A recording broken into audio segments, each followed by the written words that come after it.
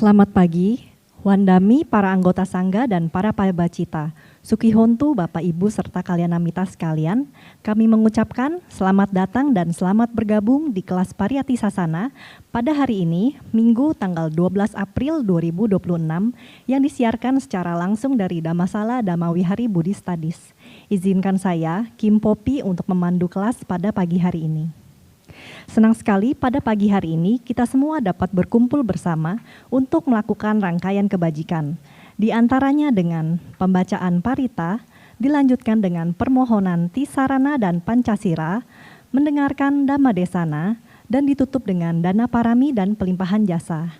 Untuk itu kalian namita, mari kita persiapkan batin yang penuh sukacita dan penuh pemahaman agar kebajikan yang kita lakukan pada pagi hari ini merupakan kebajikan yang 3 akar dan superior yang bisa menjadi pendukung kuat untuk tercapainya maga, pala, dan nibbana.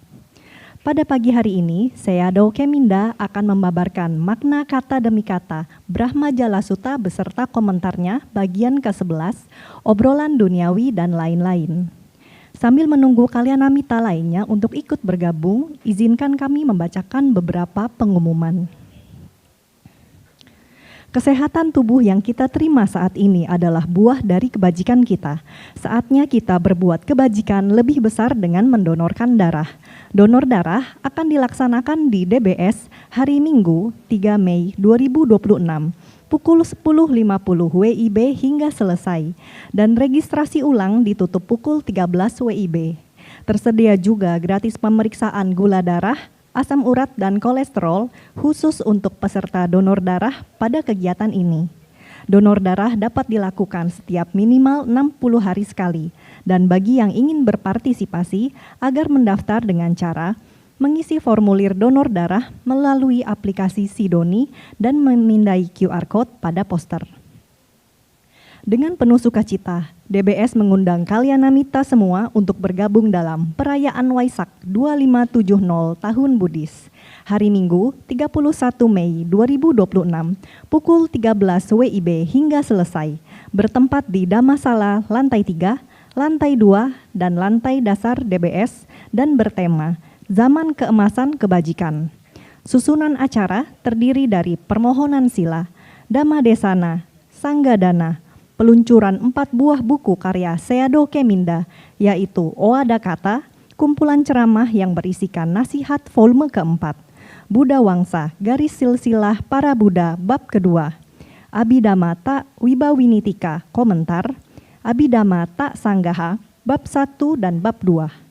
Untuk itu, mari kalian Namita, kita saksikan bersama tayangan video singkat berkaitan dengan perayaan Waisak 2570 Tahun Buddhis berikut ini.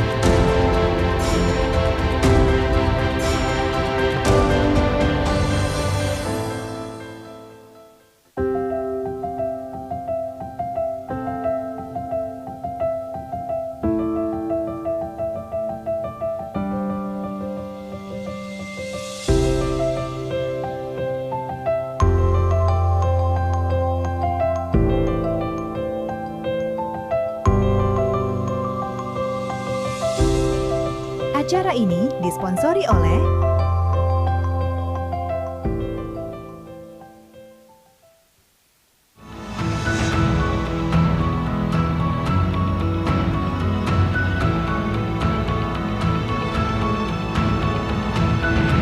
Kiana Dagu, Integrated Cold Chain Solution.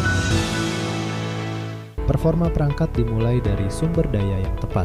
Live Future dan HX Premium menghadirkan baterai berkualitas untuk performa yang stabil dan daya tahan optimal, dilengkapi dengan sistem proteksi canggih, serta melalui proses quality control berlapis. Live Future dan HX Premium dipercaya oleh teknisi sebagai solusi baterai yang andal. Live Future dan HX Premium, solusi daya yang dapat diandalkan.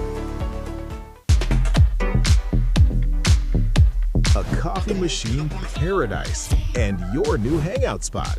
Not just a showroom, it's a place to chill.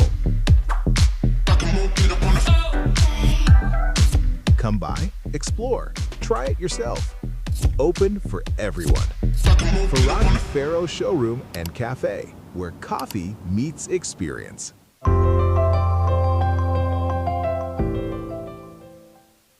Ekagata Sinergi Kabel menghadirkan dua lini brand utama, Netkabel dan Konergi, diproduksi dengan standar kualitas tinggi, didukung teknologi modern, dan proses kontrol yang ketat. Telah tersertifikasi ISO, memenuhi standar SNI, dan mendukung program TKDM. Netkabel dan Konergi, solusi kabel yang dapat diandalkan.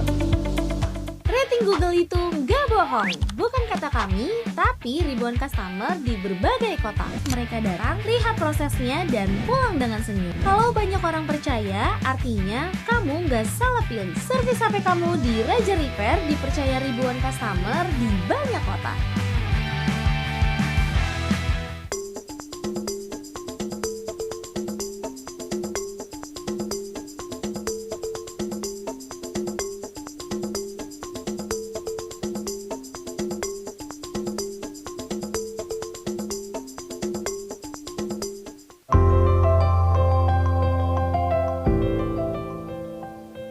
Infinity Logistics, solusi terpercaya untuk kebutuhan pengiriman Anda.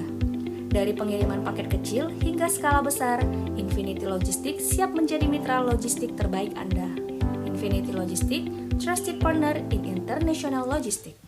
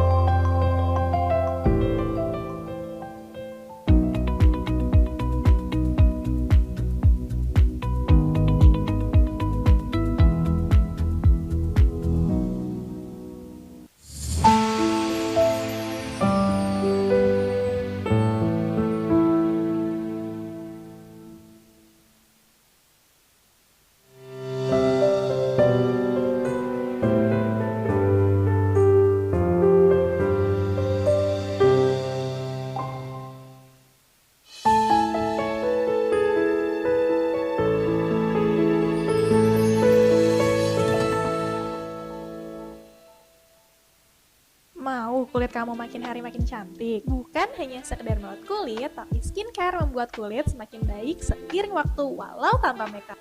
Revez-moi à Paris.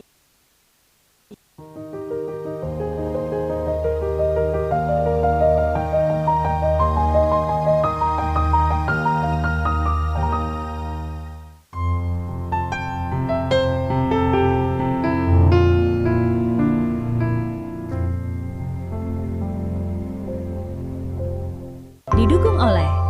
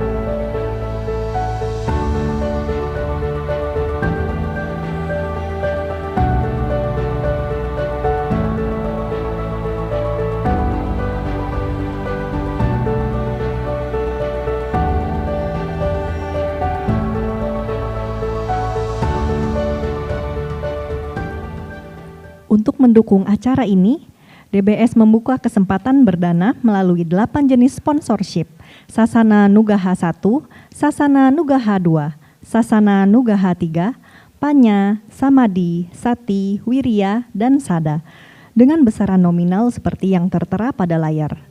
Batas akhir materi sponsor diharapkan telah diterima DBS tanggal 24 Mei 2026.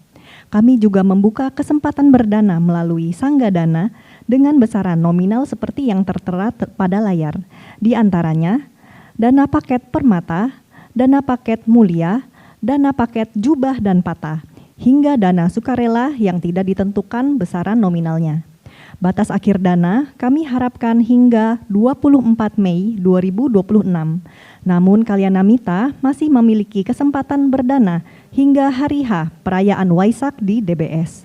Dana sponsor, ucapan Waisak dan Sangga Dana bisa ditransfer ke BCA 6275 19 18 Yayasan Damawihari dengan kode transfer 88 di akhir nominal dana Anda.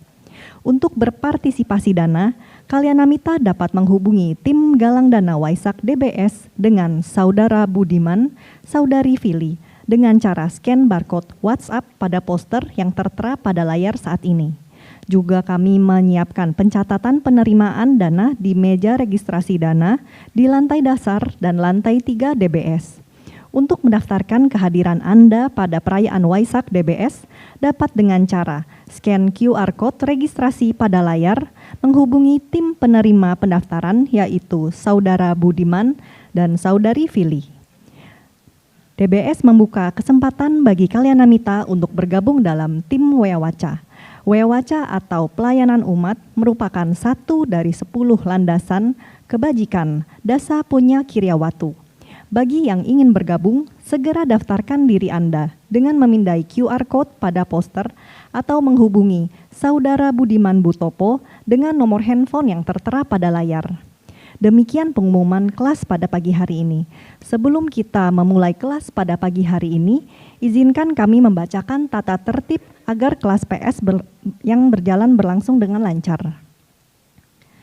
Bagi Kalyanamita yang berada di DBS, kami menghimbau untuk selalu menjaga keheningan dengan memastikan handphone Anda selalu dalam mode silent serta meminimalkan pembicaraan satu sama lain.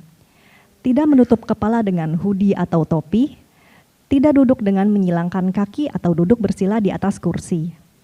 Dan bagi yang bergabung lewat Zoom meeting, Kalyanamita diharapkan berpakaian rapi dan sopan, mencari posisi duduk yang layak serta tidak berbaring, mengikuti seluruh rangkaian acara dengan penuh perhatian dan sukacita, tidak sambil makan dan minum.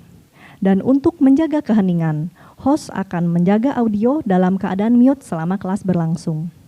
Dan bagi peserta Zoom yang tidak mematuhi tata tertib dan dirasa berpotensi mengganggu jalannya kelas, maka dengan hormat akan dikeluarkan dari Zoom meeting kelas online. Demikian tata tertib kelas hari ini. Selanjutnya, sambil menantikan kehadiran Yang Mulia Seado Keminda, mari kita sejenak menenangkan dan memusatkan batin agar siap menyimak Dhammadesana dengan penuh perhatian.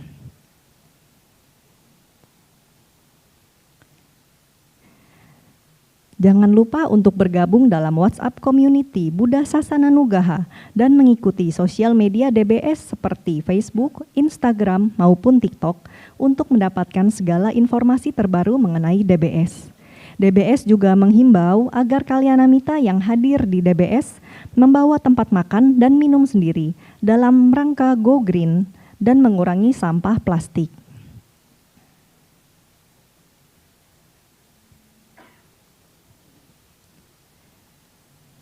Jangan lupa juga untuk menghadiri perayaan Waisak DBS hari Minggu 31 Mei 2026 pukul 13 WIB bertempat di Dhammasala lantai 3, lantai 2, dan lantai 1 DBS.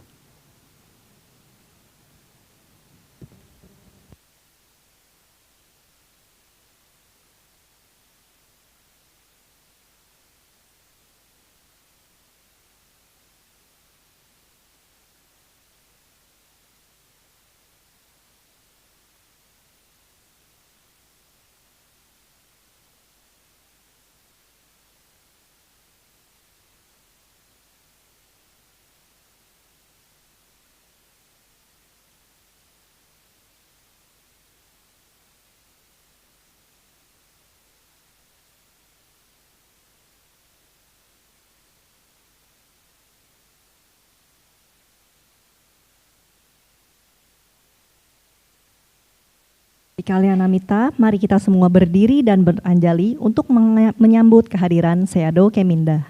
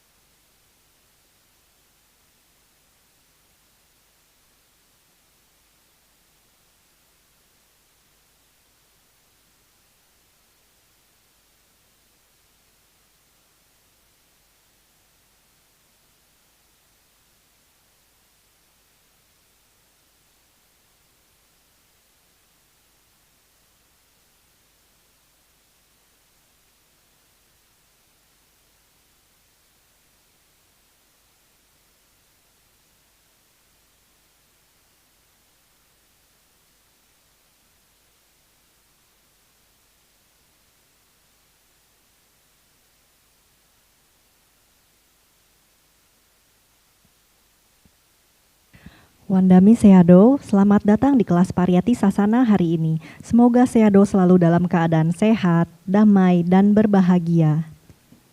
Sadu, sadu, sadu. Kepada Kalyanamita, kami persilakan untuk duduk kembali. Untuk membuka kelas pada pagi hari ini, kita akan memulainya dengan membacakan permohonan Tisarana dan Pancasila kepada Seado Keminda yang akan dipimpin oleh Saudari Kimberly.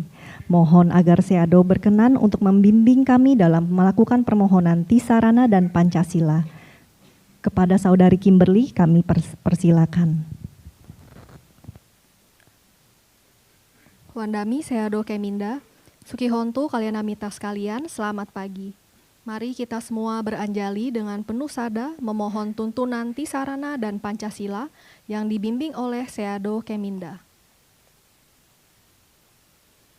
Bante, o kasa, o kasa, o kasa, supaya buah dari perbuatan buruk apapun yang telah saya lakukan, baik melalui perbuatan, ucapan, dan pikiran dapat terhindarkan, dan demi memperoleh jasa kebajikan yang akan memberikan limpahan kepada saya dengan umur panjang, kesehatan, kebebasan dari segala bahaya dan bencana. Saya merangkapkan kedua telapak tangan, beranjali dan memberikan puja, menghormat dan bersujud penuh dengan kerendahan hati kepada Tiratana, Buddha, Dhamma, dan Sangha.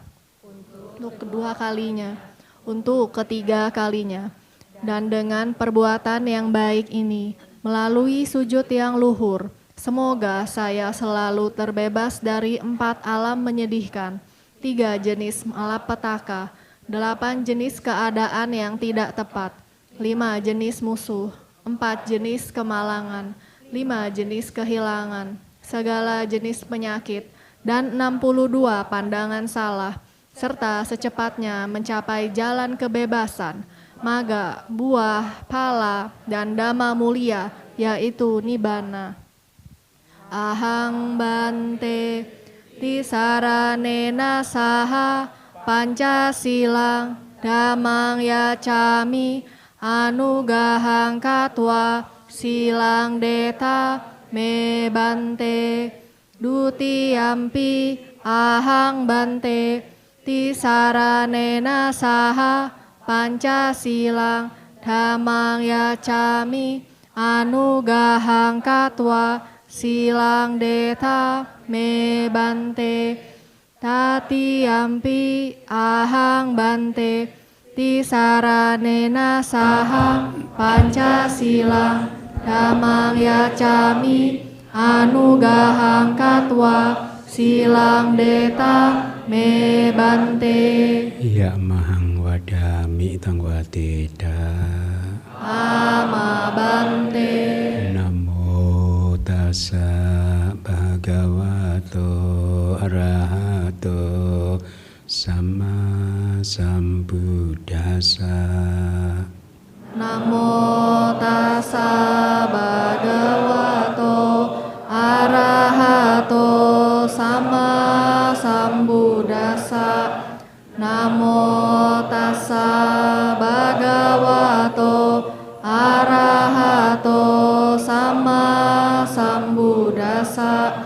Namo tassa bhagavato arahato sama sambuddhassa. Buddhang saranang gacchami, dhammang saranang gacchami, sanghang saranang gacchami.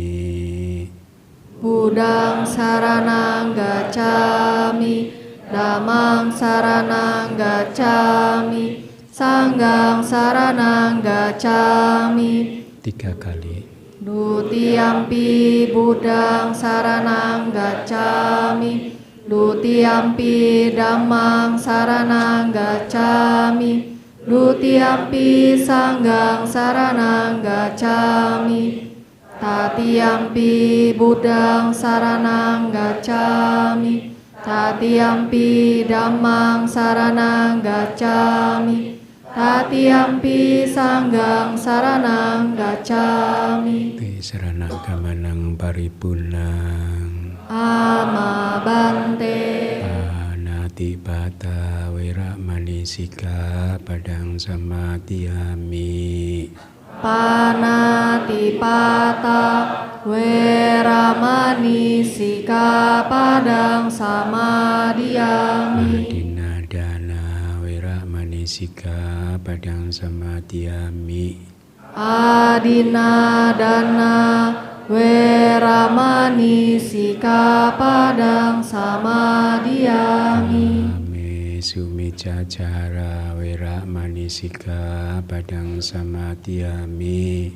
Kame sumicacara weramani sikkhapadang samadhiyami. Musawada weramani sikkhapadang samadhiyami.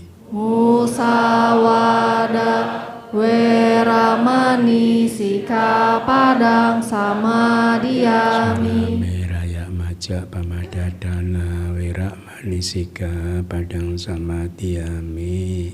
Surameraya maja pamadatana weramani sikkhapadang samadhiyami.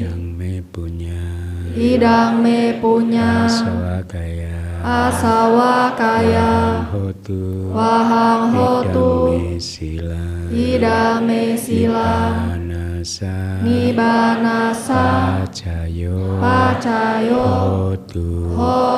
Tisaranena saha Pancasila damang sadukang katua pamadena sampadeda. Amabante.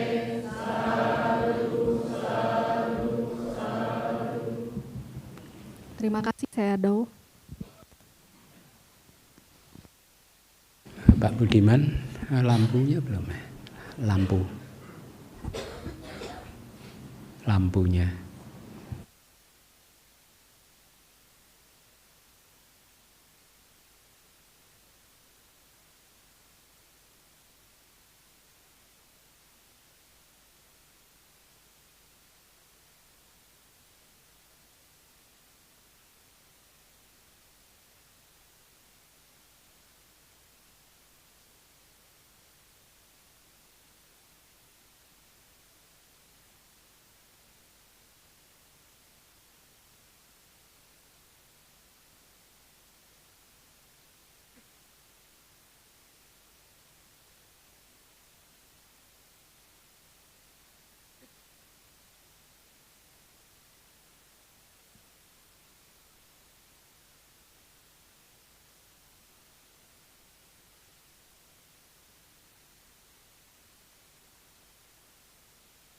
Baik, sebelum memulai kelas, mari kita bersama-sama memberikan penghormatan kepada Guru Agung kita dengan mengucapkan Namo Tassa 3 kali. Namo Tassa Bhagavato Arahato Sama Sambuddhassa. Namo Tassa Bhagavato Arahato Sama Sambuddhassa. Namo Tassa Bhagavato Arahato Sama Sambuddhassa. Baik, Suki Hontu para upasaka dan upasika sekalian, semoga Anda semua dalam keadaan yang sehat, damai dan bahagia. Kita bertemu kembali di kelas Pariyatisa, sana also known as kelas kajian kitab suci. Seperti yang Anda sudah ketahui bersama, memang kelas ini saya desain untuk menyampaikan kitab suci gitu, sebisa mungkin apa adanya ya. Hari ini hari Minggu tanggal 12 April 2026, kita masih di sutta yang sama, yaitu Brahmajala Sutta. Brahmajala Sutta ini adalah sutta yang pertama di Digha Nikaya Jadi ini pertama kali yang diresitasikan oleh para biku, oleh sangga di Dewan Buddhis yang pertama yang diselenggarakan 3 bulan setelah Buddha Parinibbana, ya. Tetapi sebelumnya saya ingin kembali menyampaikan kepada Anda, karena saya tadi waktu di doorstop ya, medsosnya nyorot ke saya, lalu saya sampaikan untuk kira-kira belajarlah, dengarkanlah kitab suci gitu ya. Kenapa saya akan sampaikan referensinya gitu. Jadi di teks kita itu dikatakan pariyatiti te pitakang Buddha wacanang sa ada kata Pali. Ini di kitab kita penjelasannya seperti itu. Pariyati berarti itu ya terjemahannya. Pariyati itu terjemahannya maknanya bisa berarti pembelajaran kitab suci atau bisa berarti juga kitab suci itu sendiri. Jadi pariyati di te pitakang Buddha wacanang saada kata Pali. Pembelajaran kitab suci atau kitab suci berarti saada kata Pali. Artinya Pali beserta dengan kata-katanya. Ya, jadi saya hanya ingin meyakinkan kepada Anda bahwa Tripitaka dan kitab komentar itu satu paket, Pali dan kata-kata itu satu paket, ya. Te Pitakang Buddha Wacanang. Jadi kitab suci atau pembelajaran kitab suci berarti Pali Tripitaka kata-kata beserta kitab komentarnya, Te Pitakang yang terdiri dari Te Pitaka 3 keranjang, ya sudah jelas ya, karena terdiri dari 3 keranjang berarti Abhidhamma masuk dalam ajaran Buddha. Kalau mereka yang nggak percaya Abhidhamma bukan ajaran Buddha, berarti kitab sucinya 2 keranjang. Nggak ada kan di dunia ini kitab suci 2 keranjang, yang ada hanya 3 keranjang. Jadi Te Pitakang Buddha Wacana yang terdiri dari 3 keranjang, dan itu adalah Buddha Wacana, sabdanya Sang Buddha. Ya, jadi kitab suci berarti atau pembelajaran kitab suci berarti Tripitaka saata kata. Mungkin pariyati jadi lebih bagus diterjemahkan sebagai kitab suci kali ya. Kitab suci berarti Pali beserta dengan kata-katanya. Pali di sini artinya Tripitaka beserta dengan kitab komentarnya yang terdiri dari Te Pitaka 3 keranjang, yang itu semua adalah Buddha Wacana, sabda Sang Buddha. Ya, jadi kata-kata pun juga di sini masuk dalam sabda Sang Buddha. Nah, tadi di doorstop tadi di dalam lift bahkan itu di ini sama medsos saya mengatakan intinya jangan bosan mendengarkan kitab suci. Kenapa? Karena yang Anda dengarkan adalah ajarannya sama Sang Buddha. Ini adalah ajaran individu yang sudah menyempurnakan dirinya di sepanjang 4 asangkaya dan 100.000 kalpa, kemudian mengajarkannya kepada kita. Jadi yang Anda dengarkan dari kitab suci ini adalah ajarannya seorang yang fully enlightened being, benar-benar sudah tercerahkan sepenuh-penuhnya gitu, sempurna, ya. Nah, Anda bayangkan kalau yang Anda dengarkan adalah ajaran-ajaran agama Buddha yang berdasar interpretasi pembicaranya sendiri. Pembicaranya ini besar kemungkinan kan putu jana. Kira-kira beda nggak manfaatnya? Anda mendengarkan kata-katanya putu jana dan Anda mendengarkan kata-katanya sama Sang Buddha, pasti beda hasilnya. Itulah mengapa 500 kelelawar mendengarkan ajaran Buddha di dalam gua, hasilnya luar biasa. Kelelawar loh. Ya, Anda kan bukan kelelawar. Ya, nah kalau misalkan Anda merasa tapi kitab suci itu dry, terlalu kering, terlalu susah dipahami, nggak apa-apa. Anda ingat kelelawar itu terus saja supaya Anda termotivasi untuk mendengarkannya. Ya, karena kan coba sejak Anda lahir sampai hari ini, pikiran Anda pasti selalu mencari sesuatu yang menyenangkan pikiran Anda kan? Ya, mencari ini, melihat yang menyenangkan, mendengar yang menyenangkan. Giliran mendengarkan kitab suci kadang terasa kering gitu, Anda nggak suka karena pikiran Anda sudah terbiasa untuk mencari hal-hal yang menyenangkan. Dan Anda sadar nggak? Sejak kecil Anda terus mencari hal yang menyenangkan sampai hari ini hidup Anda nggak senang-senang. Berarti ada yang salah di dalam pola hidup Anda itu ya. Makanya dengarkanlah kitab suci. Tadi pagi juga saya menyemangati beberapa umat, ayo datang ke wihara, dengarkan kitab suci gitu. Ya. Saya bahkan sampaikan, ingat loh, keberhasilan hidup tidak tergantung pada kerja keras loh. Tergantung pada kita ini punya benih untuk berhasil enggak, punya benih untuk sukses enggak. Kalau enggak punya benih, mau kerja keras sekeras apapun juga tidak akan sukses. Nah, jadi itu yang tadi saya sampaikan kira-kira. Jadi kitab suci kita adalah seada kata Pali, ya, Pali Tripitaka beserta komentarnya yang terdiri dari 3 keranjang, dan itu adalah Buddha Wacana, ya. Nah, oleh karena itulah bersyukurlah kalau Anda mendapatkan kesempatan untuk mendengarkan kitab suci di dalam kelahiran Anda kali ini. Jangan disia-siakan, terus dengarkan kitab suci ya, daripada Anda mendengarkan ajarannya Puthujana.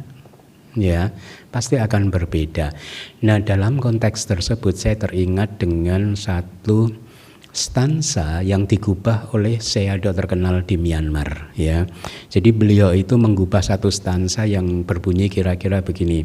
Sasanang punya wantasa, punya wantawa labare gitu. Napa punya karahaji pagan hitung awi saya. Artinya adalah hanya mereka yang memiliki kebajikan atau hanya mereka yang memiliki pahala. Jadi begini, kalau di dalam pembelajaran bahasa Pali itu, kata punya itu kadang diterjemahkan sebagai kebajikan, dan tapi kadang itu bermakna pahala. Ya, jadi kalau misalkan kita sharing of merit gitu, pelimpahan jasa kebajikan itu, saya membagikan jasa kebajikan ini kepada semua makhluk, itu artinya sebenarnya saya membagikan pahala dari kebajikan ini kepada semua makhluk. Semoga mereka mendapatkan pahala yang sama dengan yang saya dapatkan ya. Tapi walaupun demikian, kata Palinya punya yang kadang arti akarnya itu adalah kebajikan. Nah, jadi dari stansa tadi, hanya mereka yang memiliki pahala atau memiliki kebajikan yang mendapatkan kesempatan untuk mendukung ajaran Buddha, untuk menegakkan ajaran Buddha. Kalau Anda renungkan, serem loh stansa ini. Seremnya begini loh.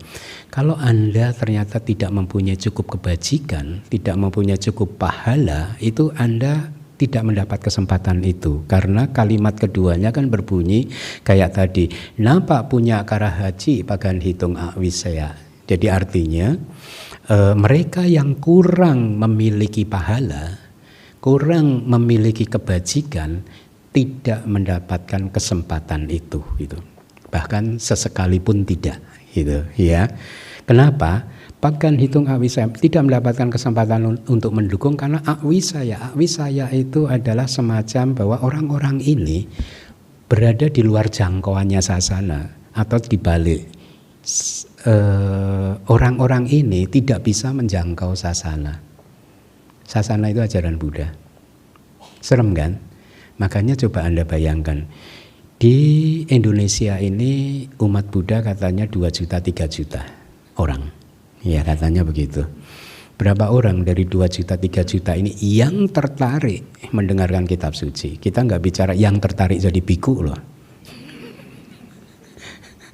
Yang tertarik jadi biku lebih sedikit lagi. Ya, yang tertarik mendengarkan kitab suci nggak banyak, dari 2-3 juta. 1% aja udah bagus mungkin. Kalau dihitung-hitung nggak sampai mungkin 1%. Kalau 3 juta 1%-nya berapa? 300.000, 30.000.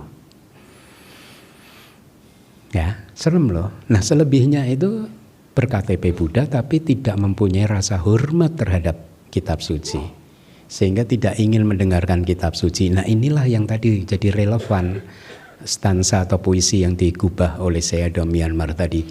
Napa punya karahaji pagan hitung awisaya, mereka yang tidak memiliki cukup kebajikan, tidak memiliki atau kurang memiliki pahala, tidak mendapatkan kesempatan itu. Kenapa? Awisaya, karena mereka berada di luar jangkauan. Atau sebaliknya, mereka nggak bisa menjangkau sasana itu. Tidak bisa, bahkan untuk tertarik hormat pada kitab suci saja nggak bisa. Bahkan ada yang mengatakan Bante Keminda terlalu melekat pada Tripitaka dan kitab komentar gitu. Ya saya jawab, ya nggak apa-apa, lebih bagus melekat pada kitab suci daripada melekat pada pikirannya sendiri. Ya nggak sih, nggak apa-apa gitu.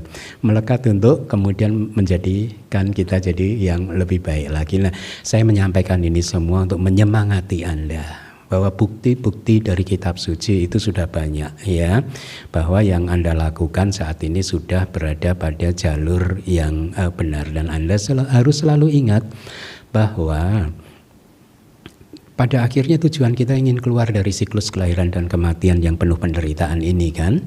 Jadi ini adalah kayak proses meniti karir, perjalanan yang sangat panjang ya. Jadi saat ini Anda sudah terlahir sebagai manusia, maka manfaatkanlah kelahiran Anda kali ini sebaik-baiknya ya. Dengarkan kitab suci and then put it into practice ya. Nah nanti di Waisak nanti saya akan ceramah. Ini teaser. Topiknya apa? Ada yang masih ingat topiknya ceramah Waisak nanti apa? Zaman keemasan kebajikan. Kenapa saya memilih topik itu? Karena ternyata kitab suci kita membuktikan bahwa kesempatan besar bagi Anda untuk berbuat baik dan meraih pahala itu hanya terjadi ketika Anda lahir jadi manusia. Ya, ketika Anda lahir jadi dewa di surga sana, kesempatan itu nggak sebesar ketika lahir jadi manusia. Dan itulah mengapa Buddha hanya muncul di dunia para manusia. Gitu, ya. Jadi artinya sebenarnya kita berada dalam zaman keemasan untuk berbuat baik. Ya, makanya jangan disia-siakan. Besok. Kita nggak pernah tahu kapan hidup kita berakhir loh. Besok giliran besok lah. Dana makan siang ke Bante Keminda, jam 8 sakit keras. Ya? Stroke, amit-amit. Iya kan, nggak pernah tahu kan masa depan bagaimana. Makanya jangan melakukan berpikir tentang masa depan, lakukan sekarang gitu. Ya, kesempatan itu masih terbuka lebar, jangan disia-siakan. Ya, Bante saya sibuk dulu ada tuh. Bante saya sibuk gitu. Bisnisnya lagi butuh perhatian gitu. Ya, terus saya jawab kayak tadi gitu. Kira-kira bahwa mau sesibuk apapun kalau nggak punya benih kesuksesan ya nggak akan sukses. Ya hanya sibuk kerja aja tapi lui mulai.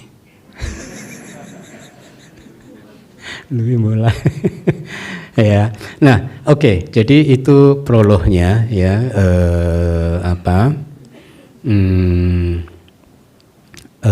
Teruslah bersemangat untuk mendengarkan kitab suci. Mari kita masuk ke materi. Saya lanjutkan saja topiknya.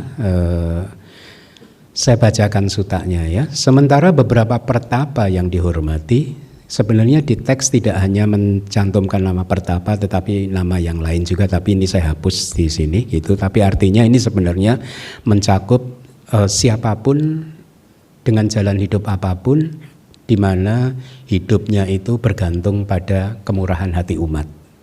Ya. Jadi beberapa pertapa yang dihormati yang menikmati makanan-makanan yang dipersembahkan dengan keyakinan, hidup sebagai orang yang terlibat dalam penggunaan tempat tidur yang tinggi dan mewah semacam ini, yaitu kursi yang terlalu panjang, dipan, karpet berbulu panjang, selimut wol dengan desain yang dibordir, kain wol putih dan seterusnya gitu.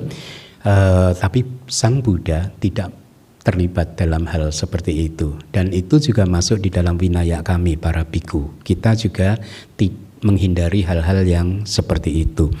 Nah, saya tidak akan uraikan semuanya yang ada di kitab komentar karena akan terlalu panjang pertimbangan saya, karena maknanya juga harusnya sudah cukup jelas. Hanya mungkin yang saya tebalkan itu kata dipan. Dipan di sini berarti dipan kecil yang dibuat dengan menempatkan gambar-gambar hewan liar di keempat kakinya. Jadi kayak mungkin dipahat atau ada gambar ditempel begitu ya. Itu nggak boleh ya. Nah, saya jadi teringat itu di ruangan bawah di lantai dasar itu kan dulu pernah ada, maaf ya, ada seorang tangki, tahu nggak tangki? Kalau orang Bagan tahu nih, Tangki gitu. Yang cukup terkenal, meninggal dunia, lalu kursinya diberikan kepada saya. Ya semata-mata sebenarnya bukan apa-apa, karena kalau saya nggak salah, maaf, keluarganya juga kayaknya kerepotan mau menyimpan itu gitu. Lalu keluarganya datang ke sini, Bante ini itu kursinya Papa dulu, Bante mau menerima nggak? Oh ya sudah, kalau alasannya seperti itu, karena dia menyebutkan alasannya ya kenapa kursi itu tidak bisa mereka simpan sendiri. Ya udah saya disimpan di wihara di sini aja. And yet saya nggak pernah mendudukinya. Bukan karena takut kerasukan, bukan, tetapi karena kursinya Anda bisa lihat nanti di ruang dasar itu. Ada ya petugas Weawaca tahu nggak di ruang dasar, ruangnya DG. Ruang DG itu ada kursi di carve, dipahat itu kayak binatang-binatang begitu, pahatannya gitu. Ya saya teringat nama Winaya saya pikir oh ini nggak boleh ini berarti. Ya sudah diterima saja karena untuk menolong yang bersangkutan kan. Ya di sini gitu. Itu banyak didudukin anak-anak pada nggak kerasukan juga. Ya, nah kemudian karpet berbulu panjang itu artinya adalah sudah cukup jelas ya, karpet yang panjangnya lebih dari 4 jari itu serabut-serabutnya itu ya. Jadi itu yang mungkin saya sampaikan, selebihnya saya tidak sampaikan. Untuk pengetahuan Anda saja bahwa di dalam ajaran Buddha kami para pertapa tidak hidup seperti itu. Tidak hidup dengan wool, memakai wool ya, barang-barang yang mewah begitu ya. Tapi kalau wihara boleh dibikin bagus ya, tapi kalau kehidupan kami pribadi kami nggak boleh bermewah-mewahan, kira-kira begitu ya. Kain sutra karpet wall yang cukup besar untuk 16 wanita menari di atasnya itu kita nggak memakainya. Selimut gajah, selimut kuda, selimut kereta perang, permadani yang terbuat dari kulit antelope itu kayak rusa mungkin ya, kijang gitu ya. Kain mulia yang terbuat dari itu tadi kayak kijang atau rusa, selimut dengan kanopi di atasnya dan dipan dengan bantal merah di kedua sisi. Pertapa Gotama abstain, biku juga abstain dari itu ya, dari penggunaan hal-hal yang seperti itu. Demikianlah wahai para biku, orang awam pada umumnya akan berkata ketika memuji Sang Tathagata, ingat yang dipuji mereka, di mata mereka Sang Buddha itu hebat karena kesederhanaannya seperti itu menurut Sang Buddha hanyalah sila yang remeh. Ya, nanti ada yang lebih tinggi lagi ya, pencapaian jana, pencapaian abinya, pencapaian Maggapala ya, Pubiniwasanusatinyana dan seterusnya ya. Itu nanti di bagian akhir dari sutta ini. Saya lanjutkan. Sementara beberapa pertapa yang dihormati, yang menikmati makanan-makanan yang dipersembahkan dengan keyakinan, hidup dengan orang-orang yang sebagai orang yang terlibat dalam praktek mempercantik dan menghiasi diri mereka semacam ini, yaitu menggosok tubuhnya dengan minyak, memijat, pemandian ya, tapi dengan tujuan untuk mempercantik diri, memperindah tubuh, menggosoknya dengan lembut dengan menggunakan benda, menggunakan cermin ya, memakai pigmen hitam, memakai bunga, wewangian, kosmetik, menggunakan bedak wajah, krim wajah, pemakaian gelang dan seterusnya gitu. Berkaitan dengan cermin itu dulu waktu saya belajar di ITBMU, salah satu buku pegangan kita itu namanya, masih ada mungkin di internet itu PDF-nya. Judulnya adalah Winaya Mukha. Winaya Mukha itu the entrance to Winaya atau the entrance of Winaya gitu. Itu karangan dari pangeran dari Thailand kalau saya nggak salah. Jadi ini salah satu pangeran dari kerajaan di Thailand di tahun 1900-an menjadi biku lalu menjadi master Winaya. Dan beliau menulis buku tentang Winaya, The Entrance of Winaya tadi. Winaya Mukha, M-U-K-H-A ya. Nah, di situ dijelaskan dalam konteks penggunaan cermin apabila sebenarnya seorang biku tidak boleh menggunakan cermin dalam arti untuk melihat dirinya sendiri secara utuh, ada jerawat enggak boleh ya. Tetapi di kitab tersebut ditulis bahwa apabila biku menggunakan cermin hanya untuk membantu mencukur rambut, maka itu diperbolehkan kayaknya gitu. Harusnya itu diperbolehkan begitu. Ya, jadi itu sering juga menjadi saya lihat sih sering menjadi praktek biku itu ya. Nah, penggunaan bedak wajah, penggunaan krim wajah berarti mereka mengoleskan pasta tanah liat harum pada wajah demi menghilangkan jerawat hitam dan lain-lain ya. Kalau di zaman modern mungkin apa sih termasuk yang untuk skincare kayak masker gitu ya, apa-apa gitu. Nah, bila darah kotor terganggu karena pasta tanah liat harum tadi, mereka akan mengoleskan pasta mustard ya. Bila darah yang rusak telah dimakan oleh pasta mustard tersebut, mereka mengoleskan pasta wijen. Ketika darah kotor sudah habis karena pasta wijen tersebut, mereka mengoleskan pasta kunyit. Ketika warna kulit sudah stabil karena pasta kunyit tadi kan jadi kuning gitu ya, mereka membedaki wajahnya dengan bedak wajah. Semuanya itu tidak pantas bagi seorang biku gitu ya. Kemudian yang lainnya adalah mengikat rambut ya menjadi cepol itu kayak apa sih? Ya diikat gitulah, ekor kuda ya mungkin ya. Nah, kayak gitu ya. Membawa tongkat jalan dekoratif, botol air hias nggak boleh, kita biku tidak. Tapi tadi konteksnya adalah Buddha menyampaikan kalau pertapa dan mereka yang hidup di zaman Buddha zaman dahulu yang hidupnya bergantung kepada pengikut-pengikutnya, makannya bergantung pada pengikut-pengikutnya melakukan itu semua. Ya, tetapi biku atau sang Buddha tidak melakukan hal tersebut. Pedang, payung warna-warni, ya, sandal hias, memakai serban, ya, memakai jepit rambut bertatahkan manikam, permata, membawa kipas yang terbuat dari ekor yak. Yak itu memang bahasa Palinya begitu sih. Itu kayak sapi di Himalaya itu loh, ya. Kan ekornya bagus itu. Dan pemakaian jubah putih dengan rumbai-rumbai panjang itu kita tidak diperbolehkan. Pertapa Gotama abstain dari praktek yang seperti itu. Demikianlah wahai para biku, orang awam pada umumnya akan berkata ketika memuji sang Tathagata. Kita lewatkan lagi ya kitab komentarnya karena sudah cukup jelas dan mungkin juga tidak relevan untuk umat itu.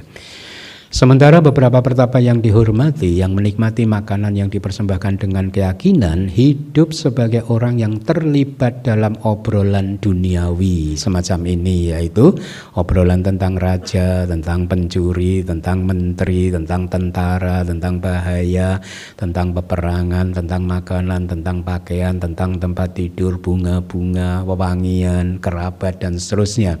Itu disebut obrolan duniawi. Kenapa disebut sebagai obrolan duniawi?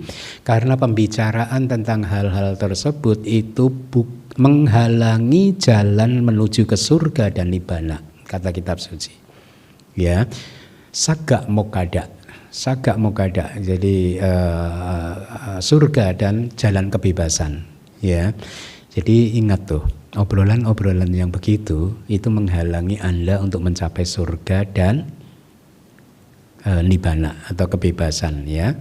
Kenapa? Karena faktanya tidak mengarah pada pembebasan. Ini yang saya waktu pertama kali dulu di Myanmar itu mengerti kata sang watati. Sang watati itu it leads, mengarah, menuju gitu. Itu seneng itu. Karena kan Buddha mengatakan berdoa bukanlah praktek yang mengarah pada kebahagiaan. Berdoa bukan praktek yang mengarah pada kelahiran di surga. Ya, berdoa bukan praktek yang mengarah pada popularitas dan lain sebagainya gitu. Jadi kalau Anda ingin populer, ingin bahagia, ingin lahir di surga, lakukanlah sesuatu yang mengarah ke sana. Ibaratnya kalau Anda ingin ke Pantai Indah Kapuk, berjalanlah di jalan yang mengarah ke sana.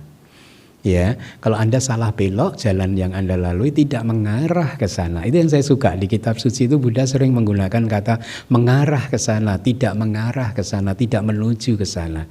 Dalam hal ketika beliau menunjukkan praktek-praktek spiritual tertentu, itu tidak menuju ke pembebasan dari siklus kelahiran dan kematian, seperti berdoa itu tadi, ya. Nah, jadi obrolan duniawi juga seperti itu. Apa yang dimaksud dengan obrolan duniawi? Yaitu obrolan tentang raja-raja. Misalkan kalau Anda membicarakan, raja yang terpilih yang agung itu memiliki keagungan yang luar biasa loh, gitu. Raja Mandata itu memiliki keagungan seperti ini loh, kehebatannya seperti ini loh. Raja Dhammasoka itu memiliki keagungan yang luar biasa juga loh, dan sebagainya, ya. Itu obrolan duniawi, ya. Tetapi kalau Anda tutup dengan kata-kata, ya tapi sehebat apapun dia, anicca, ya toh? Sehebat apapun tokoh-tokoh besar di dunia, bahkan sehebat apapun Buddha itu pun juga harus parinibbana, anicca, kan, ya. Nah, itu bukan obrolan duniawi. Jadi poinnya dari semuanya ini, kalau Anda jadi mulai sekarang saya sarankan setiap kali ngobrol apapun tutup dengan kesimpulan dharma. Ya, jadi kebijaksanaan Anda meningkat dan Anda tidak menghalangi jalan Anda untuk lahir di surga dan mencapai nibbana, ya. Obrolan tentang yang lainnya juga harus dipahami kira-kira sama seperti itu tadi. Misalkan ini ada lagi, Raja A itu tampan dan sedap dipandang mata, gitu, dan sebagainya, ya. Itu obrolan duniawi, ya. Akan tetapi apabila pembicaraan yang tadi itu Anda tutup dengan begini loh, raja yang seperti itu, yang tampan seperti itu pun mengalami kehancuran loh, ya anicca, ya benar, ya. Sabbe sangkara anicca, semua yang terbentuk oleh berbagai sebab-sebab kausal, kondisi-kondisi kausal, itu semuanya tidak kekal. Benar, ya, sehebat apapun dia, di akhir hayatnya dia dicela oleh banyak orang loh, anicca, ya. Dulu waktu masih jadi presiden dia banyak yang memuji loh. Sekarang sudah nggak jadi presiden banyak yang mencela, anicca, ya. Hidup memang bahaya seperti itu, ya. Jadi buat apa nih hidup terus di samsara? Pakai jubah aja. Nah, harusnya gitu dong. Ya, baru aman. Kita yang pakai jubah juga dicela. Enggak, tapi kan kita sedang melatih menyempurnakan diri untuk menuju ke kebebasan, kan? Pembebasan, kan? Ya. Tetap aja lebih aman. Kan Buddha di sutta yang apa ya? Mungkin di Samanyapala Sutta, di buah tentang menjadi biku itu manfaatnya apa, itu Buddha mengatakan, membandingkan begini, kehidupan rumah tangga itu sempit dan berdebu, ya, artinya banyak kotoran batinnya muncul, menjadi tempat kemunculan atau menjadi tempat tertimbunnya debu. Akhirnya di kitab komentar dijelaskan menjadi tempat munculnya kotoran-kotoran batin, kilesa, ya, dan sempit karena Anda banyak mempunyai tugas ini, kewajiban ini, tanggung jawab itu, dan lain sebagainya, gitu. Sementara kehidupan sebagai seorang biku itu adalah kehidupan seperti hidup di ruang terbuka, napasnya lega, gitu, ya, seperti di ruang terbuka, gitu. Karena kita nggak punya keterikatan apapun, gitu. Kalau Anda kan keterikatannya banyak. Tahu sih jadi biku itu bagus, Bante, tapi gimana, Bante? Iya, karena Anda kan tahu kan pakai jubah itu bagus kan? Kok nggak mau? Makanya dulu ada kan, dulu di awal-awal DBS itu ada umat yang ngomong selalu begini, Bante Keminda mah enak jadi biku, hidupnya di hutan, ya, nggak ada tantangan, ya, nggak ada godaan. Lah kami ini hidupnya kan di dunia penuh yang godaan begini begitu. Saya jawabnya tahu kan, udah ngerti enak kok nggak diikutin, gitu. Itu kan orang itu kadang paradoksnya begitu. Udah tahu kehidupan biku itu enak, tapi kok nggak diikutin, gitu. Kok Anda kok nggak ikut, gitu, ya. Nah, jadi Begitu ya. Mudah-mudahan informasi yang disampaikan ini akan menjadi Anda bisa lebih memperbaiki pola kehidupan Anda ya. Nah, pembicaraan misalkan seperti ini. Wow, luar biasa.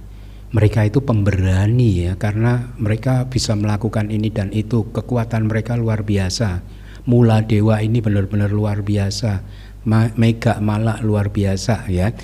Nah, itu pun obrolan duniawi ya. Pokoknya obrolan apapun yang tidak Anda tutup dengan pemahaman Dhamma itu adalah obrolan duniawi.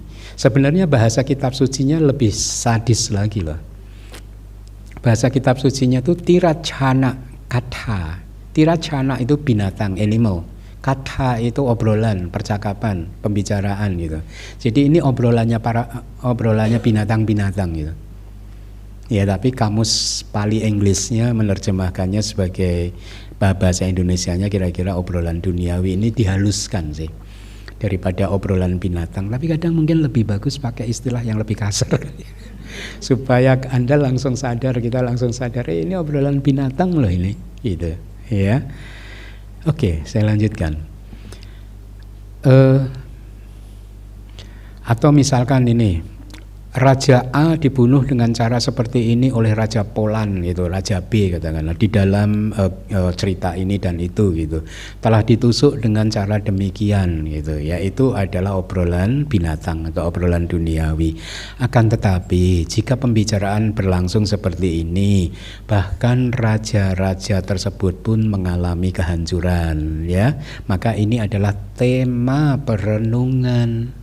Ya, jadi Anda merenung, oh iya, hidup ini nggak aman ya. Saat ini mungkin Anda sukses ya, bisnis Anda berkembang, tetapi hidup itu tidak kekal, bisa saja naik turun ya.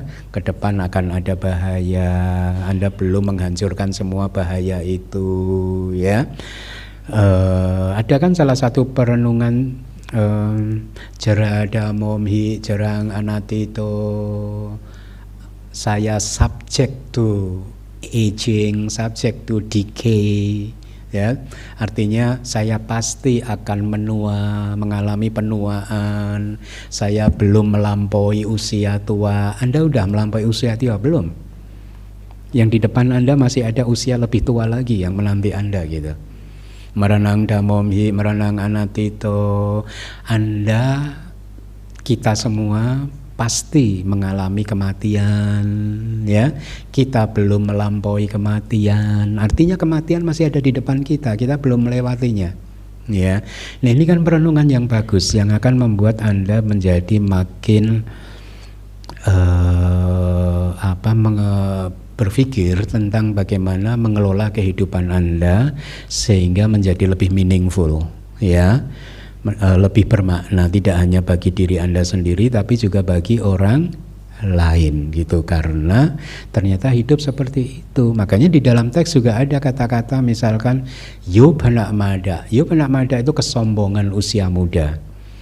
Jadi kalau usianya masih muda itu, kesombongan usia muda itu muncul, entarlah wihara kan untuk orang tua. Ya, saya kan masih muda, nggak pantas lah anak muda ke wihara. Ya, wihara hanya untuk orang tua yang kira-kira udah mau gitu-gitulah ya. Nah, itu kan kesombongan. Ya, kesombongan merasa masih muda, umurnya masih panjang. Hei, syarat kematian itu tidak ada syaratnya harus usia tua. Setuju? Ya. Kematian tidak mensyaratkan adanya usia tua. Artinya orang yang usia muda bisa mati. Kematian juga tidak mensyaratkan orangnya harus sakit dulu. Artinya orang sehat bisa mati. Ya, makanya Buddha juga mengatakan kesombongan ketika masih sehat itu. Ya, ada kesombongan ketika masih sehat gitu. Ya masih sehat kok, masih bisa menikmati kenikmatan duniawi kok. Nantilah retret nanti aja lah. Nanti kalau udah mulai capek. Jadi retret dianggap kayak painkiller aja. Ya, nah tidak seperti itu ya. Jadi kita harus memanfaatkan kelahiran ini untuk meniti karir sehingga kita makin meningkat ya, karir spiritual kita. Saya lanjutkan. Jadi ditutup dengan tema-tema perenungan. Dengan demikian kebijaksanaan Anda meningkat ya, meningkat. Oh iya, hidup nggak kekal ya. Oh hidup nggak aman ya. Oh kesuksesan nggak selamanya ya. Bisa saja sewaktu-waktu akan hancur. Yes, bisa seperti itu. Tergantung pahala Anda sih. Usianya berapa lama pahalanya. Kalau pahala Anda gede ya mungkin seumur hidup Anda sukses gitu. Tapi apapun kadang coba renungkan. Anda sukses seumur hidup secara material ya. Bisnis Anda sukses seumur hidup. Tapi Anda nggak mengalami perkembangan spiritual. Bahaya karena kelahiran ke depan jadi tidak pasti.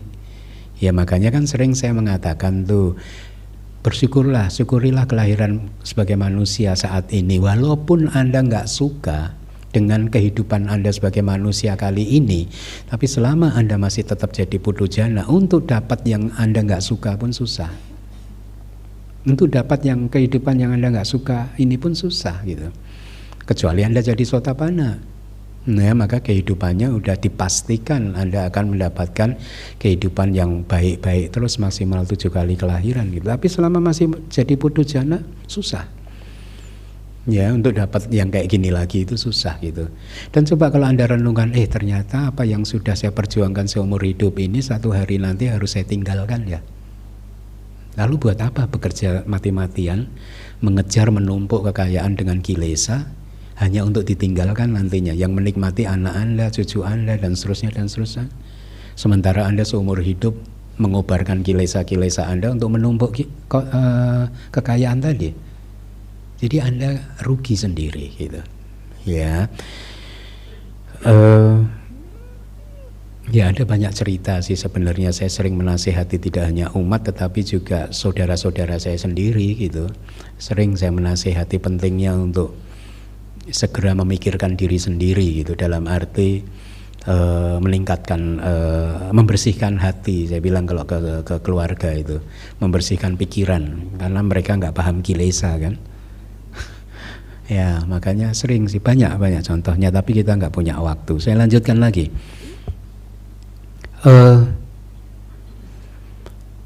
Tidaklah pantas untuk berbicara tentang makanan dan lain-lain hanya karena kepuasan sensual seperti ini. Kami mengunyah dan menikmati makanan yang memiliki sentuhan lembut, ya, warnanya indah, beraroma dan lezat. Nah, kalau hanya bercerita seperti itu obrolan binatang atau obrolan duniawi. Akan tetapi kalau Anda kemas begini, ya, di masa lalu, kemarin saya mempersembahkan makanan yang lezat itu tadi kepada biku. Nah, itu jadi bermakna. Ya, saya beruntung saya mendapatkan kesempatan untuk dana makanan kemarin itu. Ya, saya danakan tuh mochi yang lembut, yang lezat, beraroma. Saya danakan durian montong Thailand. Ya. Semoga ya dana itu disukai dan kemudian memberikan pahala yang besar pada saya. Nah itu baru bagus, itu baru bukan obrolan duniawi gitu ya. Dan juga setelah itu saya melakukan pelimpahan jasa kepada leluhur.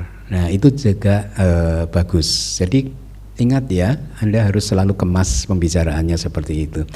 Selain itu tidaklah pantas untuk berbicara tentang kerabat dan lain-lain dalam bentuk kesenangan seperti ini. Misalnya, kerabat kami itu pemberani loh, dia jagoan-jagoan semua, terlatih gitu ya. Atau kami telah berkeliling dengan kendaraan-kendaraan yang indah ini. Tetapi itu menjadi pantas ketika Anda kemas begini. Kerabat-kerabat kami yang hebat itu pun, yang jagoan-jagoan itu pun telah mengalami kehancuran, artinya anicca. Ya, tidak kekal. Kehancuran itu di sini bisa berarti karena kata palinya adalah winasati, binasa, meninggal dunia. Bisa berarti itu, ya, binasa, meninggal dunia gitu. Atau di masa lalu kami mempersembahkan sandal-sandal dengan kualitas seperti ini kepada sangga, itu tadi bagus. Daripada Anda, kemarin saya beli sandal loh di toko A itu, waduh cantik banget sandalnya gitu, bagus banget gitu. Dan enak diinjaknya, udah stop, berhenti Anda di situ. Nah itu obrolan duniawi. Tapi kalau Anda sambung, terus saya berpikir, bagus nih kalau saya dana yang begini ke sangga nih gitu. Ya kan? Jadi itu bukan obrolan duniawi gitu. Saya lanjutkan. Kendaraan dan seterusnya, tentang desa ya dan seterusnya gitu. Obrolan tentang desa-desa juga tidak pantas untuk mengatakannya sebagai sebuah desa yang lokasinya bagus. Ya, misalkan Anda, desa A itu lokasinya bagus, desa B lokasinya buruk ya. Makanan di desa A itu berlimpah ruah, makanan di desa B itu sangat minim, kurang, nggak enak lagi gitu ya. Ini kan pembicaraan yang kata kitab suci muncul dari kesenangan, muncul dari loba, muncul dari keserakahan, ya. Jadi itu adalah obrolan duniawi, ya. Atau tadi orang-orang dari desa A itu pemberani loh, jagoan semua loh, terlatih semuanya. Itu juga obrolan duniawi. Tapi kalau Anda kemas, mereka ini yang tinggal di desa A ini orang-orang yang sadanya hebat, ya, keyakinannya hebat, dan dia memiliki atau percaya pada Tiratana, percaya pada Buddha, Dhamma dan Sangha, ya, maka itu bukan obrolan duniawi, ya. Nah, obrolan tentang wanita juga tidak pantas untuk mengatakannya dalam bentuk kesenangan berdasarkan warna kulit, bentuk tubuh, obrolan misalkan perempuan atau wanita yang memiliki sada yang itu ya, dan percaya pada 3 permata tadi, 3 ratana, itu mengalami penghancuran dan pembusukan, menua.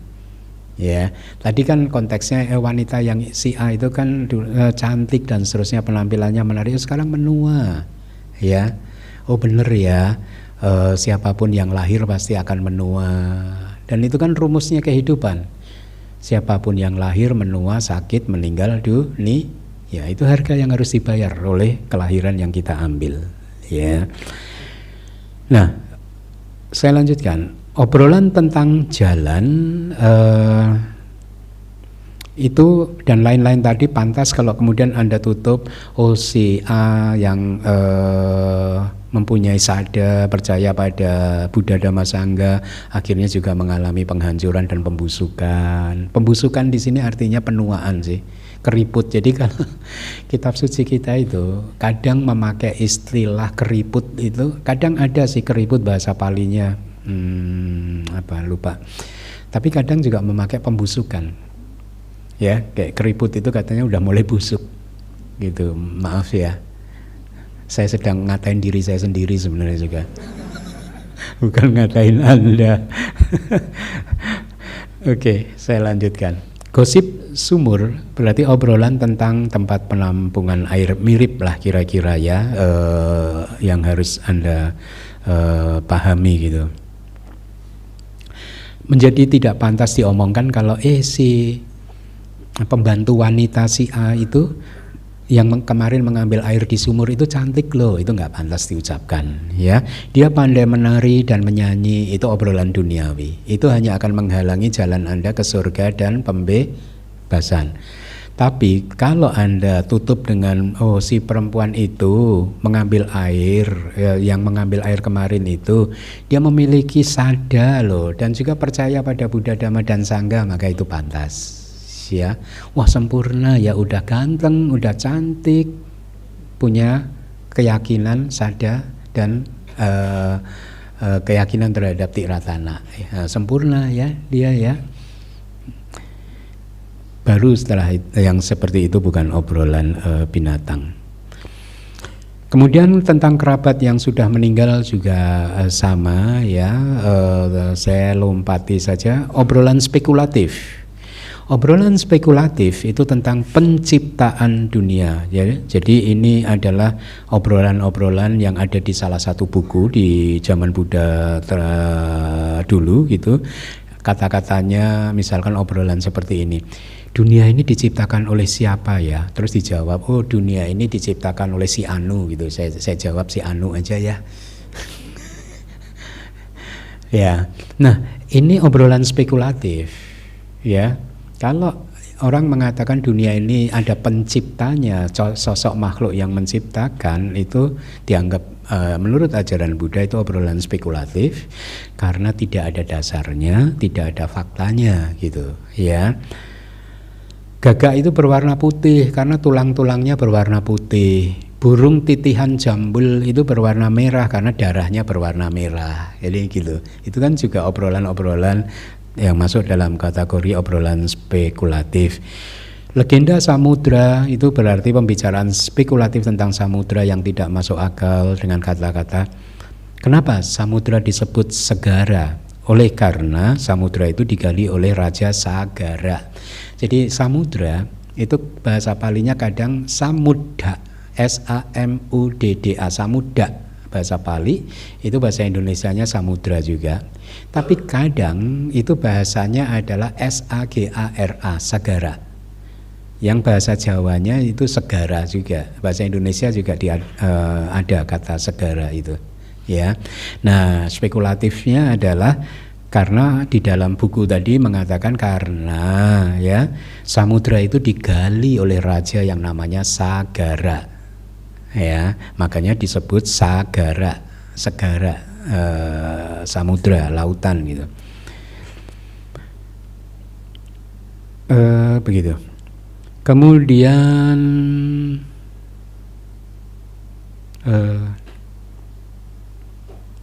kita lanjutkan saja.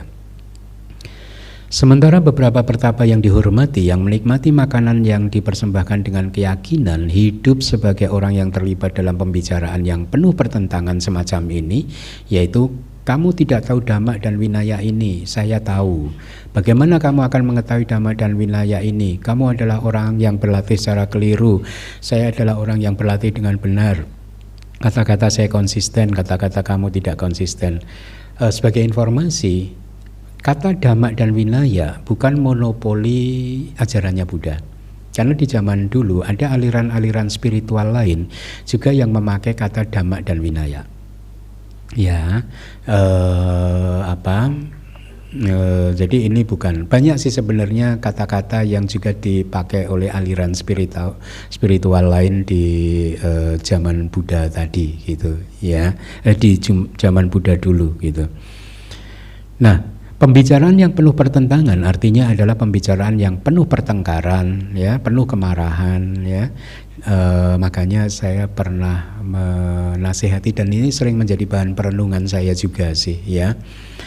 Jadi saya kira-kira menasihati umat begini: ketika kamu tahu bahwa kamu sedang berpikir negatif tentang orang lain, cobalah itu kamu pikir dari sudut yang berbeda, sehingga kamu akhirnya bisa memunculkan keadaan pikiran yang sehat, yang baik, yang kusala, ya.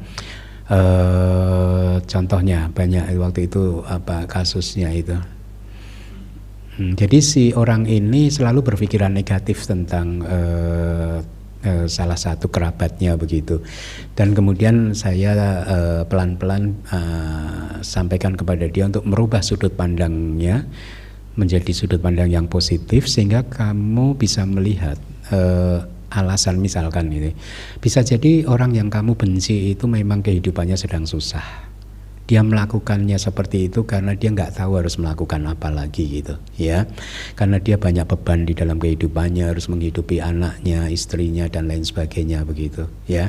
Jadi artinya ketika pikiran kamu sedang negatif, carilah sudut di mana kamu bisa memunculkan metta, karuna, kesabaran, pemaafan dan lain sebagainya gitu. Karena sifat dari pikiran sebenarnya seperti itu saja. Ketika Anda berpikir tentang atau berpikir dari sudut yang negatif, maka yang muncul kilesa.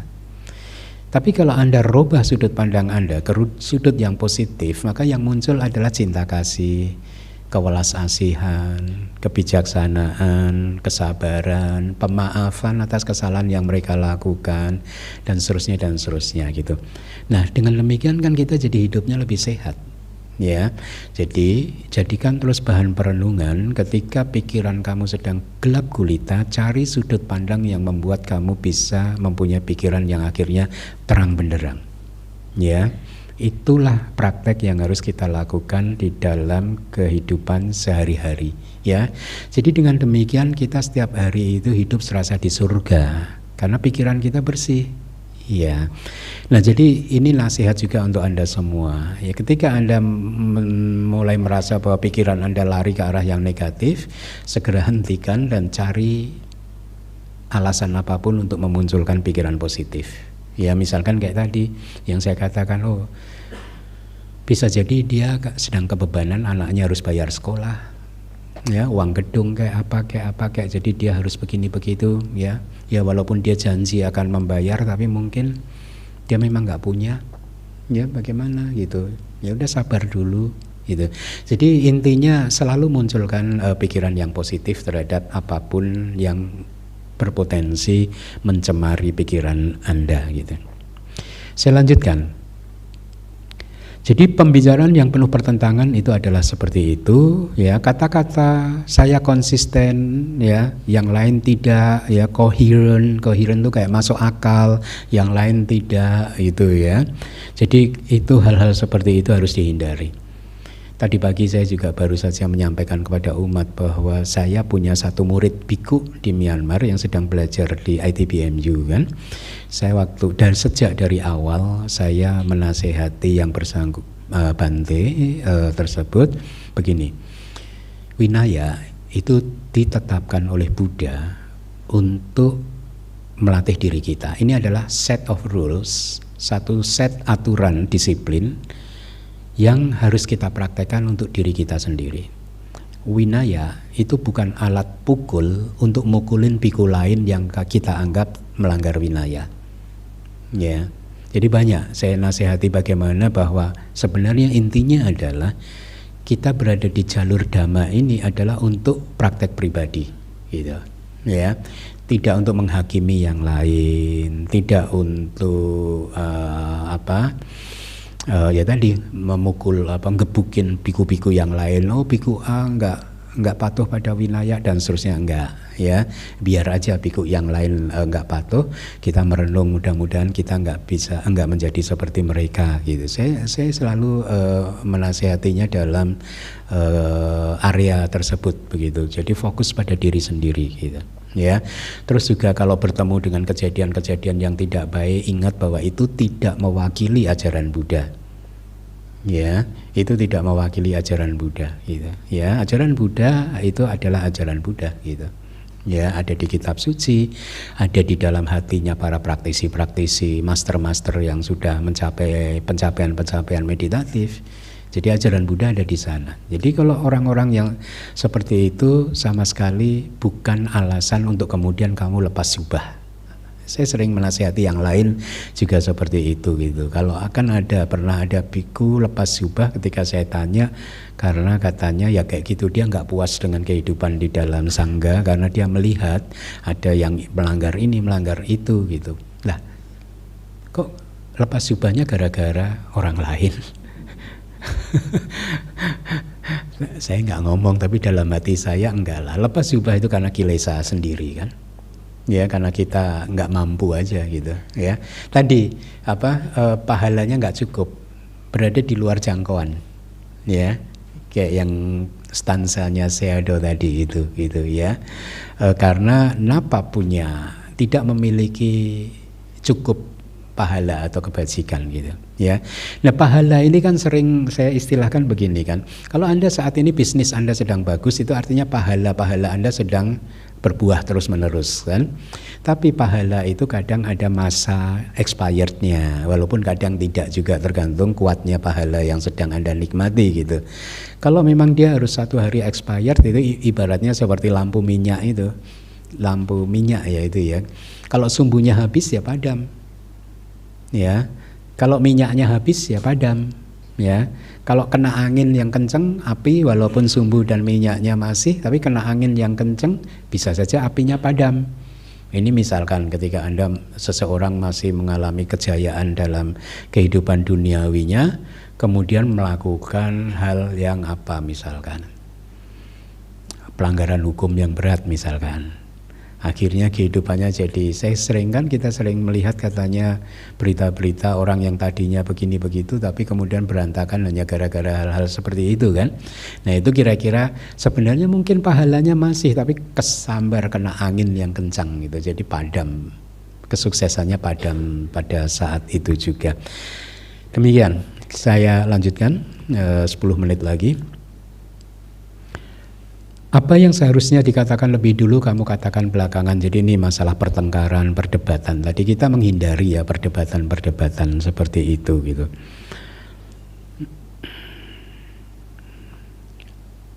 Oke, di kitab komentarnya juga tidak ada yang perlu saya ini kan. Ya, sudah cukup jelas saya rasa di komentar juga. Kita lanjutkan. Sementara beberapa pertapa yang dihormati, yang menikmati makanan yang dipersembahkan dengan keyakinan, hidup sebagai orang-orang yang terlibat dalam praktek sebagai pembawa pesan, kurir, semacam ini. Dulu pernah loh ketika baru masuk ke Indonesia, ada umat yang minta tolong saya gitu. Saya pikir, ini saya kalau saya turutin saya melanggar nih, saya jadi kurir nih. Ya jadi biku nggak boleh jadi pembawa pesan, jadi kurir atas nama raja, menteri, para bangsawan, kepala keluarga, anak muda ya. Pergilah ke tempat ini, kembalilah dari sana, ambillah ini, bawa ini ke tempat itu, kembalikan ini ke sana gitu. Nah Pertapa Gotama abstain, tetapi di zaman dulu ada mereka yang hidupnya bergantung pada kemurahan hati umat, bertindak atau mempraktekkan dirinya sebagai kurir seperti itu, pembawa pesan seperti itu gitu. Nah Buddha tidak. Tidak seperti itu. Demikianlah wahai para biku, orang awam pada umumnya akan berkata ketika memuji Sang Tathagata. Perihal pembicaraan praktek sebagai pembawa pesan, ya,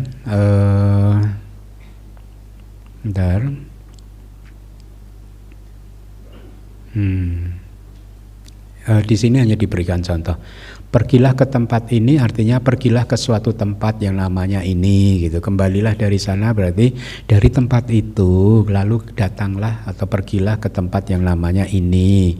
Ambillah ini artinya ambillah yang namanya itu dari sana kemudian dibawa ke tempat yang lain. Gitulah jadi pembawa pesan atau kurir ya itu ya. Dari jadi gosen. Dan secara ringkas itu dinamakan praktek pembawa pesan. Saya rasa sudah jelas. Saya lanjutkan. Sementara beberapa pertapa yang dihormati, yang menikmati makanan yang dipersembahkan dengan keyakinan adalah para penipu, penggumam kata-kata suci demi bayaran, pemberi isyarat, pengancam demi keuntungan materi dan kehormatan, dan pencari keuntungan dengan keuntungan. Pertapa Gotama berhenti. Nah ini menarik ya. Perihal penipu dan penggumam kata-kata suci demi mendapatkan bayaran. Kenapa? Karena beberapa pertapa yang dihormati itu menipu orang-orang dengan 3 macam basis penipuan. Makanya mereka disebut penipu. Beberapa pertapa yang dihormati mengkomat-kamitkan kata-kata suci untuk berdoa karena mereka adalah orang yang menginginkan keuntungan materi dan kehormatan. Makanya mereka disebut penggumam kata-kata suci. Nah ini sering di awal dulu waktu saya belajar, saya sebagai newcomer di dalam Buddhism saya observasi terus. Kalau saya baca parita di ini, para sayadaw baca parita ini masuk dalam kategori ini atau tidak gitu ya. Itu waktu itu saya sempat itu bertanya juga tentang hal yang seperti ini. Nah kemudian kan dijawab karena demi bayaran. Kalau para biku tidak demi bayaran gitu. Ya, tidak demi apa-apa gitu. Tapi atas dasar kewelas asihan saja, atas dasar meta saja gitu. Oleh karena beberapa pertapa yang dihormati memiliki kebiasaan berupa isyarat, makanya mereka disebut pemberi isyarat. Mereka memiliki kebiasaan berupa ancaman, maka mereka disebut pengancam. Mereka mengancam tapi demi keuntungan materi dan kehormatan. Jadi zaman dulu, di zaman Buddha dulu, ada pemuka-pemuka agama di zaman Buddha dulu yang menakut-nakuti pengikutnya, ya. Jadi mengancam pengikutnya, tujuannya adalah supaya makin punya sadar terhadap mereka, supaya makin terikat pada mereka gitu. Jadi praktek di zaman Buddha pun sudah ada. Jadi mengajarkan ajaran spiritual berdasarkan ancaman, berdasarkan rasa takut, melihara rasa takut. Rasa takutnya dipelihara terus. Kalau kamu begitu, kamu masuk neraka loh gitu. Jadi kadang juga ada orang tua yang cara mendidik anaknya dengan menakut-nakuti. Ini terjadi ini. Saya baru ingat ketika saya bertugas di Singapura dulu dari tahun 2008 sampai 2011, itu pernah ada satu kejadian, kan kuti kami para sangga itu di lantai 2. Lantai satunya itu tempat umat berkumpul, ya. Nah, dari kuti di lantai 2 saya mendengar suara anak menangis kencang sekali, lama nggak berhenti gitu. Dan suasana menjadi kayak chaos gitu. Jadi karena suara orang tuanya ya juga sudah mulai meninggi, meminta anaknya berhenti nggak menangis lagi, tapi nggak berhasil gitu. Nah, dengan niat baik saya turun dong dari kuti, ya. Saya turun, kan anak tangganya kelihatan. Begitu kaki badan saya kelihatan masih di anak tangga itu, si maminya ngomong ke anaknya yang nangis, "Diem nggak? Itu bantainya datang." Anaknya langsung diem lagi. Cilakanya anaknya langsung diem gitu. Nah, dari sana saya pakai untuk damatok kan. Itu cara mengajar yang kurang bagus loh itu. Karena berdasarkan rasa takut. Si anak berhenti karena takut, karena mungkin dia udah didoktrin di rumah loh. Kalau ada biku jangan nangis lo, masuk neraka lo kamu nanti. Enggak tahu gitu. Jadi saya waktu itu manfaatkan itu untuk memberikan dhamma gitu. Nah, jadi ada di zaman Buddha itu tokoh-tokoh spiritual itu memelihara rasa takut itu supaya pengikutnya nggak lari. Karena kalau lari otomatis kamu nanti masuk apa ya lo, masuk neraka lo. Gitu, dijaga itu rasa takutnya itu. Jadi pengikutnya pada takut. Nah, Sang Buddha tidak gitu. Sang Buddha tidak melakukan praktek-praktek yang dengan ancaman seperti itu hanya untuk mencari keuntungan, ya. Kemudian terminologi atau istilah penipu, penggumam kata-kata suci, pemberi isyarat, pengancam, pencari keuntungan dengan keuntungan. Ini adalah sifat atau sebutan untuk orang-orang yang memiliki sifat menipu, mengkomat-kamitkan kata-kata suci demi mendapatkan bayaran, memberi isyarat untuk mendapatkan keuntungan, mengancam demi keuntungan materi dan kehormatan, mencari keuntungan dengan keuntungan. Jadi itu adalah ringkasannya di dalam Digha Nikaya Adhikatha yang kitabnya namanya Sumanggala Wilasini gitu, ya. Akan tetapi secara detail istilah-istilah itu tadi itu sudah telah dijelaskan dengan mengutip Pali dan Adhikatha di dalam Sila Nidesa Wisudhimagga, ya. Baik, dengan demikian selesailah bagian tentang sila ini. Minggu depan kita masuk ke bagian yang lain. Semoga 1 jam ini tadi Anda berhasil menanam karma baik yang 3 akar dan superior, dan semoga semuanya menghasilkan pahala-pahala berupa umur panjang, kesehatan, kebahagiaan, dan keberhasilan duniawi serta spiritual Anda. Terima kasih. Sadu, sadu, sadu. Terima kasih Sayadaw atas Dhamma Desana yang telah disampaikan kepada kami hari ini. Semoga kami semua bisa mendapatkan manfaat terbaik dari pendengaran Dhamma hari ini. Bagi Kalyanamita yang ingin mendapatkan slide kelas PS, dapat mengunduhnya di website DBS di www.dhamawihari.or.id. Selanjutnya kita akan memasuki sesi tanya jawab. Izinkan kami membacakan tata tertib sesi tanya jawab. Bagi Kalyanamita yang berada di ruang Dhammasala, silakan mengacungkan tangan untuk bertanya atau klik tombol raise hand bagi Kalyanamita yang berada di Zoom meeting. Harap penanya memperkenalkan diri dengan menyebutkan nama dan domisili. Harap penanya menanyakan 1 pertanyaan secara ringkas dan jelas mengenai topik hari ini. Dan dikarenakan adanya keterbatasan waktu, bisa jadi tidak semua penanya mendapatkan kesempatan untuk bertanya. Baik Kalyanamita, kesempatan bertanya pertama akan diberikan kepada Kalyanamita yang berada di ruang Dhammasala. Baik, silakan. Mohon disebut nama dan domisili. Terima kasih. Selamat siang, Bante Kemindah. Masih ingat saya nggak, Bante?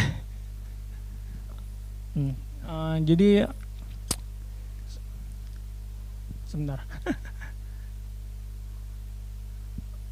Kayak saya mau nanya tentang penerapan sila ya. Penerapan sila dalam kehidupan sehari-hari.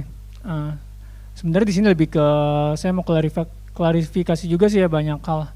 Kayak ada miskom ya antara saya sama Bante.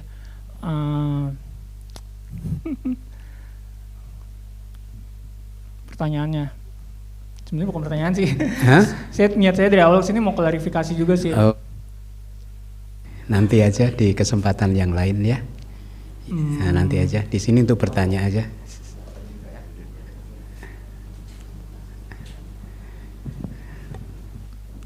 Baik, terima kasih Sayadaw. Selanjutnya Kalyanamita, kita beralih kepada penanya yang berada di DBS Surabaya. Silakan kepada multimedia menampilkannya pada layar. Terima kasih.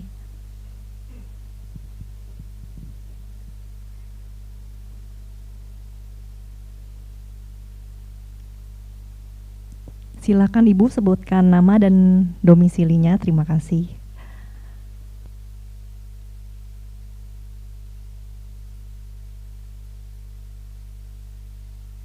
Silakan Bu. Silakan Ibu, mohon audionya diaktifkan. Ya, sudah terdengar Ibu. Wandami Bante. Iya Bu. Lea dari Surabaya. Izin tanya, jika kami umat awam mempersembahkan atau mengkondisikan Babajita untuk melanggar sila-silanya, apakah itu tercela Bante? Karena jika iya kan berarti kami juga harus menambah ilmu kami tentang winaya gitu kan Bante ya? Oh iya Bu Lea dari DBS Cabang Surabaya. Terima kasih atas pertanyaannya. Iya sih, itu tercela sih ya. Jadi saya sedang ingat-ingat tercelanya sampai seberapa.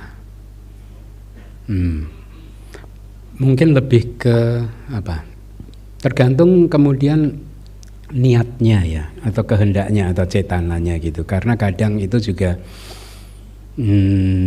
ada kejadian-kejadian di negara Buddhis begitu. Praktek-praktek yang terjadi itu di negara Buddhis itu kadang ada di satu wilayah tertentu karena orang tua itu tidak tega kepada anaknya yang menjadi samanera atau biku ya. Kemudian ketika anaknya ini yang sudah memakai jubah ini berkunjung ke rumah, kemudian disediakan makanan di luar jam yang diizinkan, jadi di atas tengah hari gitu. Itu saya pernah melihat praktek seperti itu. Waktu saya tanya kenapa di negara Buddhis terjadi seperti itu, Bante, saya bertanya kepada Bante senior. Kemudian Bante seniornya menjawab, ya dari sisi Pabajitanya, dia tahu sih pelanggarannya ini kan pelanggaran minor, habis ini gampang untuk dipulihkan. Itu jawabannya seperti itu. Tapi di sisi dari orang tuanya itu karena mungkin ya namanya itu kemelekatan dari orang tua ke anak ya, walaupun sudah menjadi Pabajita, ini sudah sore, tetap aja disediakan makanan begitu ya. Nah, saya pernah mendapatkan kasus seperti itu dan jawaban seperti itu. Tapi kalau dari pendapat saya pribadi, apapun itu tidak etis dan tidak dibenarkan. Secara etika itu sudah salah. Sila itu mencakup etika juga kan. Jadi itu juga bukan sesuatu yang etis, yang baik, tidak baik untuk dilakukan begitu. Tercela. Ya, kalau niatnya itu buruk, ya bisa jadi itu sangat tercela ya. Tapi kalau niatnya seperti jawaban Bante senior tadi, ya mungkin orang tuanya karena sayang sama anaknya dan seterusnya, ini harus dianalisa secara detail sih. Tetapi Bu, saran saya lebih baik tidak melakukan hal seperti itu. Ya, tidak melakukan hal yang membuat para babacita itu melanggar winaya atau sila-silanya. Nah, jadi memang statement dari Bu Lea menjadi relevan bahwa Bu Lea juga harus tahu apa saja yang dilarang, yang kami tidak boleh. Ya, misalkan kalau sangga biku itu tidak boleh berduaan dengan seorang wanita di tempat yang tertutup, ya, atau yang jauh dari orang ketiga keempat, ya.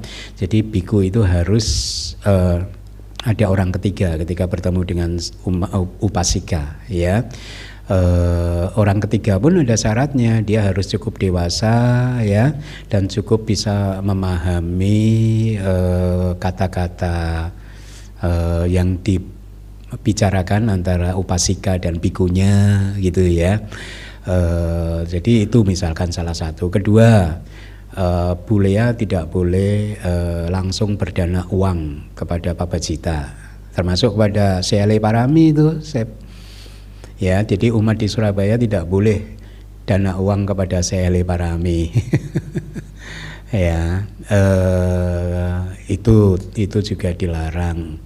Kemudian juga ada banyak sih, tapi yang biasanya sih kepada umat ya seperti itu ya, yang relevan ya untuk umat gitu Bu. Saya rasa ada Bu di internet apa yang harus diketahui oleh umat perumah tangga begitu.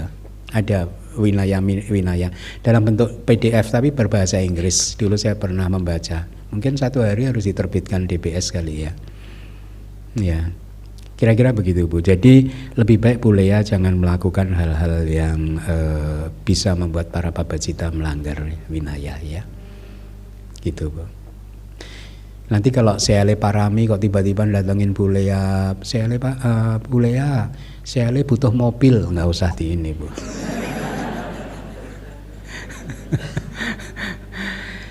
Semoga membantu ya Bu. Makasih Bante. Sadu. Terima kasih Seado atas penjelasannya. Selanjutnya kita akan beralih kepada penanya yang berada di ruang Dhammasalil. Silakan Bapak. Yang pakai baju putih baik. Silakan sebutkan nama dan domisili. Terima kasih. Sukihontu Bante, saya Roger dari Jakarta Barat.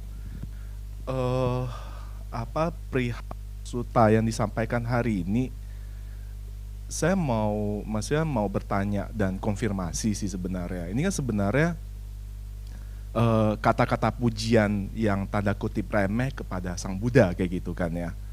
Nah, apakah ini sama dengan kewajiban-kewajiban para biku yang harus mengikuti hal yang sama dengan Sang Buddha kayak gitu? Maksud saya itu adalah misalnya nih kita ngobrolin atau diskusi perihal terciptanya bumi lah kayak gitu. Itu kan konsepnya adalah science kayak gitu ya. Itu kan sebenarnya itu walaupun masih spekulasi, kita belum tahu secara persis kayak gitu kan, secara sainsnya kayak gimana. Tetapi kan itu kan mengarah ke pengurangan moha gitu, kebodohan batinnya kita. Jadi kita tahu lebih banyak, kita melakukan sesuai dengan sains, jadi lebih ngerti ya, lebih ngerti kayak gitu. Nah, ya itu sih. Dan karena Sang Buddha memang udah tahu semuanya, memang Sang Buddha itu udah gak abstain untuk ngobrolin perihal itu kayak gitu. Dan sama juga tadi yang terakhir juga sebagai pembawa pesan kayak gitu ya. Nah, pembawa pesan itu setelah saya mikir, ya gak tahu sih ya, perlu bertanya. Karena Sang Buddha itu adalah pesan itu sendiri, Sang Buddha itu tahu kayak gitu loh. Jadi ada pesan kayak gitu. Nah, kalau bagaimana dengan biku-biku yang membawa pesannya Sang Buddha kayak gitu loh. Membawa pesan Dhamma nih dari India nih, ke Myanmar, ke bumi Nusantara atau ke negara lain kan sebenarnya tanda kutip membawa pesan kayak gitu loh. Nah, saya jadi berpikir, ya mungkin di sini sutanya itu menceritakan spesifik untuk Sang Buddha, kayak gitu. Sang Buddha yang menjadi pesannya, Sang Buddha yang udah tahu semuanya, jadi memang udah gak perlu ngobrol, itu memang spesifik untuk obrolan perihal mencapai Nibbana doang, kayak gitu Bante. Ya mohon pencerahannya. Baik Roger, bagus. Tadi kan begini. Sebenarnya di teksnya dikatakan bahwa dunia ini diciptakan oleh satu sosok gitulah. Itu ya, itu kan spekulatif memang gitu. Tapi kalau sains kan nggak spekulatif, sains itu. Dia ada teorinya dan ada datanya gitu, dan coba mencocokkan fakta, data dan teori yang dia kembangkan. Kayak misalkan saya juga sering membaca Stephen Hawking. Koleksi buku Stephen Hawking saya cukup lengkap juga di e-book ya. Kayaknya hampir semua bukunya Stephen Hawking itu saya punya, saya baca gitu. Tapi lebih pada karena saya tertarik bahwa teori yang dia kemukakan itu ada kemiripan dengan yang Sang Buddha sampaikan begitu. Tentang Big Bang kayak, tentang black hole kayak, tentang the beginningless of time kayak. Itu kalau kita cocok-cocokkan mendekati ya, sudah mirip ini, agak mirip dengan apa yang disampaikan oleh Sang Buddha. Jadi dengan niat yang seperti itu saya membacanya gitu. Saya tertarik sih dengan sains itu, saya tertarik. Termasuk dengan perkembangan kimia, biologi kimia gitu saya tertarik, fisika. Dari dulu saya tertarik gitu. Tapi sekarang saya mencoba untuk menghubung-hubungkan antara ajaran Buddha dan temuan-temuan saintifik yang seperti itu. Karena saya selalu berkeyakinan bahwa ilmuwan ini harus diberi ruang yang sebebas-bebasnya untuk menemukan dan mewujudkan teori-teorinya begitu. Bagi saya. Jadi saya pernah mengatakan bahwa mungkin ajaran Buddha ini satu-satunya ajaran yang tidak takut dengan kemajuan ilmu pengetahuan dan teknologi. Mungkin, ya, karena kita kenapa? Dan saya selalu percaya bahwa pada akhirnya nanti yang ditemukan oleh para saintis tadi itu juga akan pasti dekat-dekat, nggak akan jauh kontradiksi dengan ajaran Buddha. Why? Karena pola yang saintis lakukan dan pola yang Bodhisattva serta Sang Buddha lakukan sama. Ya. Identifikasi masalah, mencari sumbernya masalah dan seterusnya dan seterusnya. Dan polanya Sang Buddha itu kan sangat saintifik kan, sangat saintifik. Yaitu misalkan bermeditasi, ya, mencapai konsentrasi yang dalam supaya bisa melihat fenomena itu apa adanya, kemudian dieksplorasi, diamati, dipahami. Nah, itu kan saintis. Jadi berdasarkan data yang ada gitu. Jadi kalau Roger nanti berwipasana, bermeditasi, itu benar-benar melihat realita atau realitas yang hakiki. Ya, jadi sudah tidak melihat the apparent reality ini, enggak, tetapi apa yang ada di balik ini semua begitu. Jadi itu sangat pola-pola saintis sangat seperti itu, sehingga saya berkeyakinan bahwa ilmu pengetahuan ini nanti pada akhirnya akan berjalan seiring dengan ajaran Buddha. Ya, kan Roger udah mendengarkan tentang bagaimana alam semesta ini tercipta di sutta yang terdahulu kan, bahwa makhluk dari abasara pada awalnya bumi ini adalah air bla bla bla bla bla gitu kan. Ya kan itu coba. Kalau menurut saya hampir mirip-mirip loh. Walaupun tentu saja Buddha mengajarkan Dhamma tidak untuk memuaskan para saintis. Tetapi pola untuk menembus merealisasinya itu sangat-sangat scientific gitu yang dilakukan Buddha. Tidak ada doa, diam, mengembangkan konsentrasi dan melihat alam semesta ini seperti apa. Gitu. Ya, jadi saya rasa yang dimaksud tadi adalah bahwa di dalam kitab tadi kan disebutkan bahwa alam semesta diciptakan oleh si Anu gitu. Ya, nah itu spekulatif sih. Tetapi kalau misalkan Roger pengen baca, misalkan tadi bukunya Stephen Hawking dan kemudian mencocok-cocokkan begini, bukan mencocokkan ya, mencari kesesuaiannya ya. Karena kan juga saintis kan juga doktrinnya kan begini toh Roger. Yang ada hanya proses penciptaan tanpa pencipta. Kira-kira begitu kan, kira-kira kan, ya kan. Nah ini kan sangat menarik kan, hal-hal yang seperti itu kan. Saya beberapa hari yang lalu diberitahu ada statement seperti ini Roger. Apa bedanya filsafat dengan ajaran-ajaran spiritual tertentu gitu? Gitu. Filsafat itu katanya adalah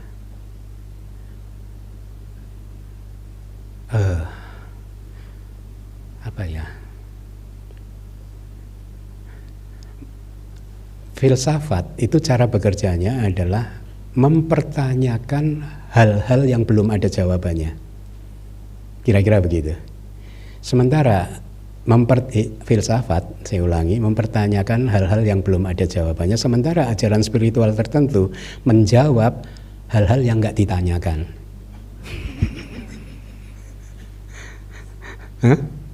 Saya pakai ajaran spiritual. Menjawab hal-hal yang nggak ditanyakan gitu. Nah, Sang Buddha tidak seperti itu. Sang Buddha menjawab, hidup ini full of suffering loh, penuh penderitaan loh Roger. Kamu kan menderita kan, sejak lahir, sekarang menua, nanti sakit, meninggal, belum di interval waktu dari lahir sampai nanti kita meninggal dunia ini penuh hal-hal yang kita berpisah dengan orang yang kita sayangi, berkumpul dengan orang yang nggak kita suka, tidak mendapatkan apapun yang Roger inginkan, ya itu pun juga adalah penderitaan. Walaupun menurut ajaran Buddha itu adalah penderitaan yang obvious, yang sebenarnya obvious, tidak hanya obvious tetapi ini remeh juga. Nah, Buddha mengharapkan untuk bisa Roger, kita semua bisa melihat bahwa the real sense of suffering yang dimaksudkan oleh Buddha adalah ketika kita bisa melihat bahwa fenomena yang hakiki ini, the ultimate realities ini ternyata hanyalah fenomena yang terkondisi oleh berbagai sebab kausal, tidak kekal, muncul hilang, dan kita manusia ini dibombardir oleh muncul dan lenyapnya fenomena-fenomena yang seperti itu. Itulah penderitaan, dan itulah yang harus kita realisasi untuk membuat kita tercerahkan melalui meditasi. Ya, jadi the obvious suffering hanyalah untuk batu pijakan pertama untuk masuk ke tingkat yang lebih atas, merealisasi bahwa kita ini sebenarnya setiap hari, setiap detik, setiap menit itu dibombardir oleh muncul dan lenyapnya pikiran kita sendiri, muncul dan lenyapnya tubuh jasmani kita sendiri. Itulah suffering. Dan selama ada pembombardiran muncul dan lenyap yang seperti itu, nggak ada kedamaian yang hakiki. Makanya akhirnya kita Buddhis itu tidak tertarik kepada surga, karena surga masih dibombardir oleh muncul dan lenyapnya fenomena. Gitu. Kita tertarik, kita ingin mencapai nibbana. Nibbana itu sering disebutkan oleh Buddha sebagai diberi perumpamaan seperti ketika lampu minyak padam. Jadi agregat kita ini, tubuh kita, pikiran kita ini anggap saja ini sebagai lampu minyak, masih berkobar-kobar nih kita nih. Ya, nanti kalau kita meninggal dari kelahiran manusia terus lahir di surga masih berkobar-kobar juga. Selama kita lahir di 31 alam kehidupan itu api ini berkobar terus. Dan selama api ini berkobar, sesungguhnya nggak ada kebahagiaan, nggak ada kedamaian. Kenapa? Karena kita dibombardir oleh muncul dan lenyapnya ini tadi. Roger dapat uang 100 juta seneng, tapi sehari doang, besok stres lagi. pengen 200, dapat 200 seneng 2 hari, habis itu hari ketiga stres lagi. Hidup akan roller coaster begitu terus, akan kayak gitu aja. Kamu akan diombang-ambingkan oleh kilesa-kilesa, diombang-ambingkan oleh ketidakpuasan yang satu dengan ketidakpuasan yang lain. Tapi kalau kamu menjalani proses latihan Buddhis, kita mulai tidak diombang-ambingkan dengan hal-hal yang seperti itu. Hidup jadi lebih stabil. Bukan berarti tidak mengalami muncul lenyap, tetapi batin ini jadi nggak diombang-ambingkan. Kita tenang menghadapinya begitu. Nah, itulah kedamaian. Nah, bayangkan ketika api semua ini padam, itulah Paramangsukang, kebahagiaan yang tertinggi, yang paling puncaknya gitu. Itu makanya Buddha mengatakan selama di dalam siklus kelahiran dan kematian nggak ada itu kebahagiaan sebenarnya. Apa yang kita anggap sebagai kebahagiaan itu kalau menurut kacamata Buddhis bukan itu yang kita kejar. Nggak ada di dalam siklus ini, gitu. Dan saya suka juga dengan istilah siklus ya. Jadi kita ini terus mengalami siklus loh. Siklus itu kan satu pola yang tetap kan. Jadi kelahirannya Roger kan sudah berkali-kali. Kalau menurut ajaran Buddha, Roger itu sudah hidup itu dengan jumlah yang nggak bisa dihitung lagi. Dan itu siklus. Nah, siklusnya apa? Lahir, tua, sakit, meninggal. Di tengah-tengahnya diisi dengan berpisah dengan orang yang disayangi, bertemu dengan orang yang nggak kita suka, yang nyebelin, ya. Apa yang kita inginkan nggak tercapai dan seterusnya dan seterusnya. Itu gitu terus. Polanya sama sebenarnya. Sebenarnya polanya sama. Dan itulah mengapa ada orang umat yang bertanya, Bante kok bisa sih membuat statement yang kita semua nggak sampai berpikir ke sana, yaitu statement saya tentang sebenarnya semua jenis kebahagiaan yang ada di muka bumi ini sudah pernah kamu rasakan.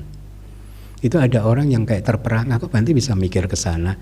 Nah, mereka nggak sadar bahwa hidup ini sebenarnya siklus aja, ya kayak gitu-gitu aja gitu. Nggak ada yang baru sebenarnya. Tidak ada yang baru dari kehidupan ini, Roger.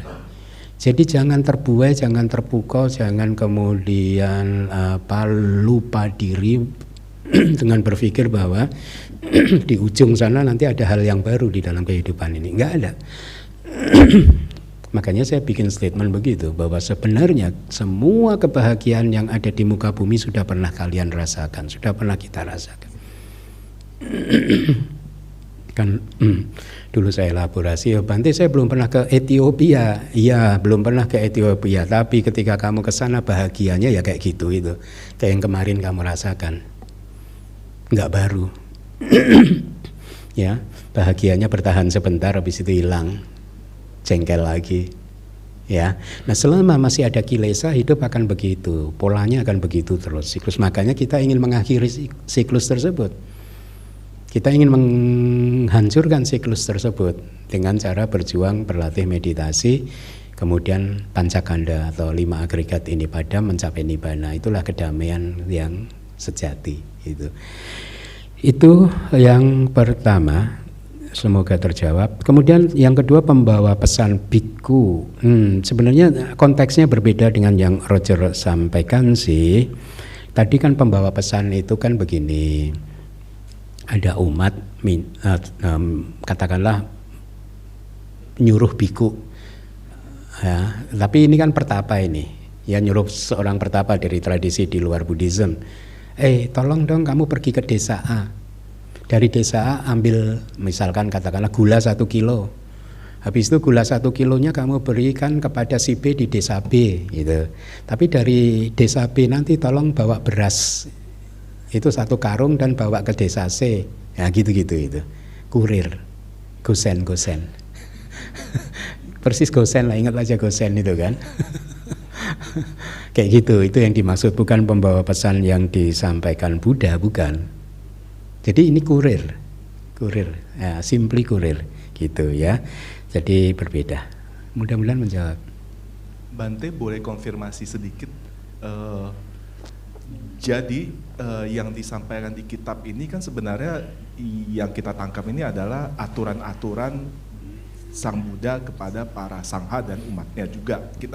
Saya nangkapnya begitu, minimal kayak gitu. Tapi kalau dibaca lagi itu sebenarnya ini hanya pujian kepada Sang Buddha yang memang bukan keluar dari Sang Buddha sendiri. gitu kan. Nah berarti ini adalah pujian tetapi bukan aturan yang ditetapkan dalam kitab suci kepada para bante, para sangha dan umatnya gitu kan. Iya, enggak, kita di dalam peraturan kedisiplinan juga ada kok. Kita dilarang untuk melakukan hal seperti itu juga. Diatur juga kok. Oke. Ya, paham saya. Sadu. Terima kasih Sayadaw atas penjelasannya. Kalyanamita, pertanyaan tadi merupakan pertanyaan terakhir sekaligus penutup dari sesi tanya jawab hari ini. Sekali lagi, Anumodami Sayadaw atas pembabaran Dhamma tentang Brahma Jala Sutta dan komentarnya bagian ke-11 obrolan duniawi dan lain-lain.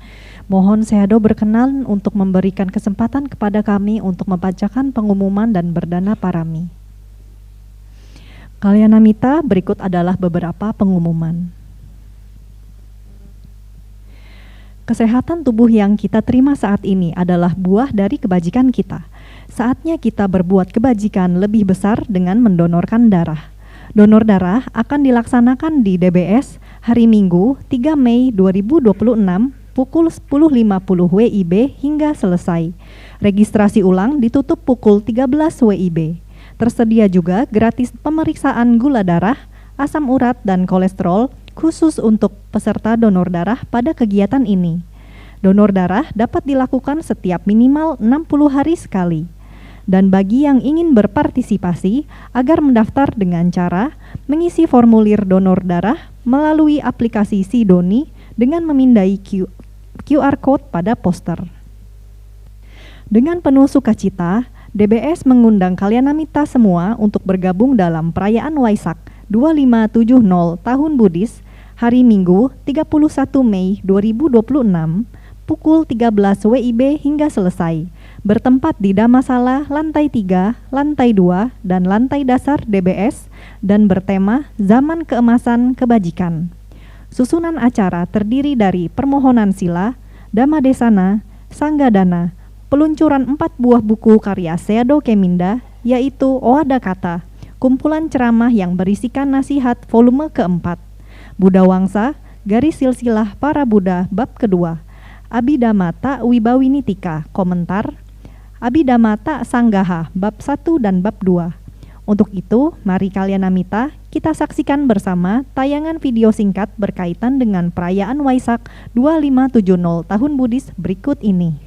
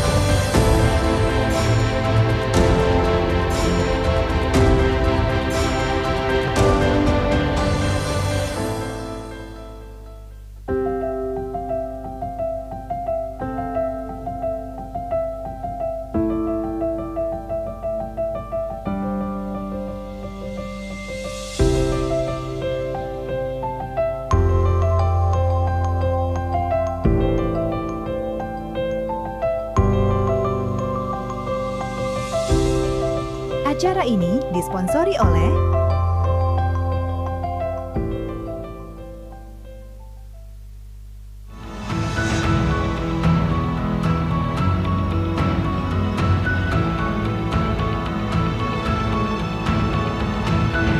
Kiatana Group, Integrated Coaching Solution. Performa perangkat dimulai dari sumber daya yang tepat. Live Future dan HX Premium menghadirkan baterai berkualitas untuk performa yang stabil dan daya tahan optimal, dilengkapi dengan sistem proteksi canggih, serta melalui proses quality control berlapis. Live Future dan HX Premium dipercaya oleh teknisi sebagai solusi baterai yang andal. Live Future dan HX Premium, solusi daya yang dapat diandalkan. coffee machine paradise and your new hangout spot. Not just a showroom, it's a place to chill. Come by, explore, try it yourself. Open for everyone. Faragi Faro Showroom and Cafe, where coffee meets experience.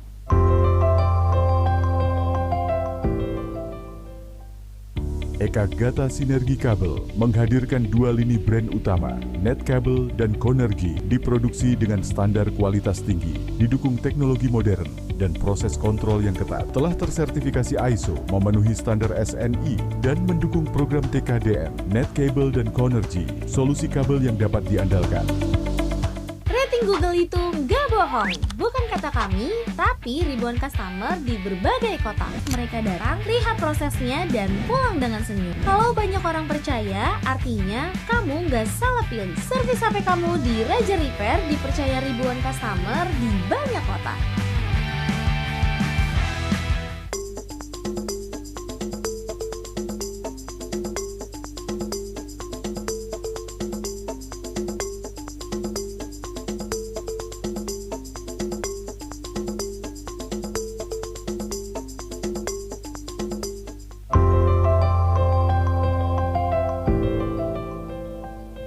Infinity Logistics, solusi terpercaya untuk kebutuhan pengiriman Anda.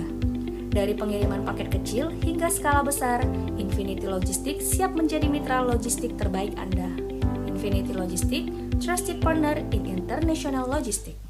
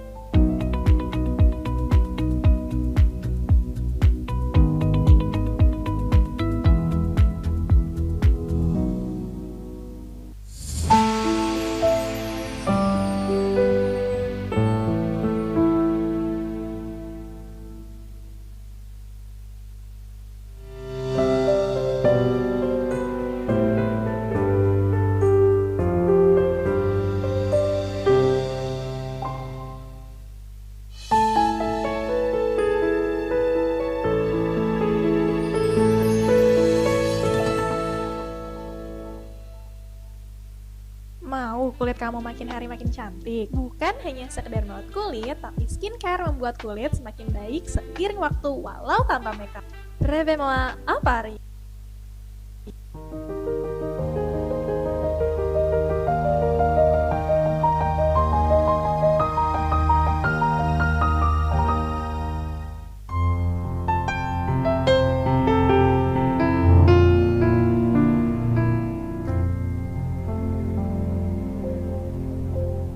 Didukung oleh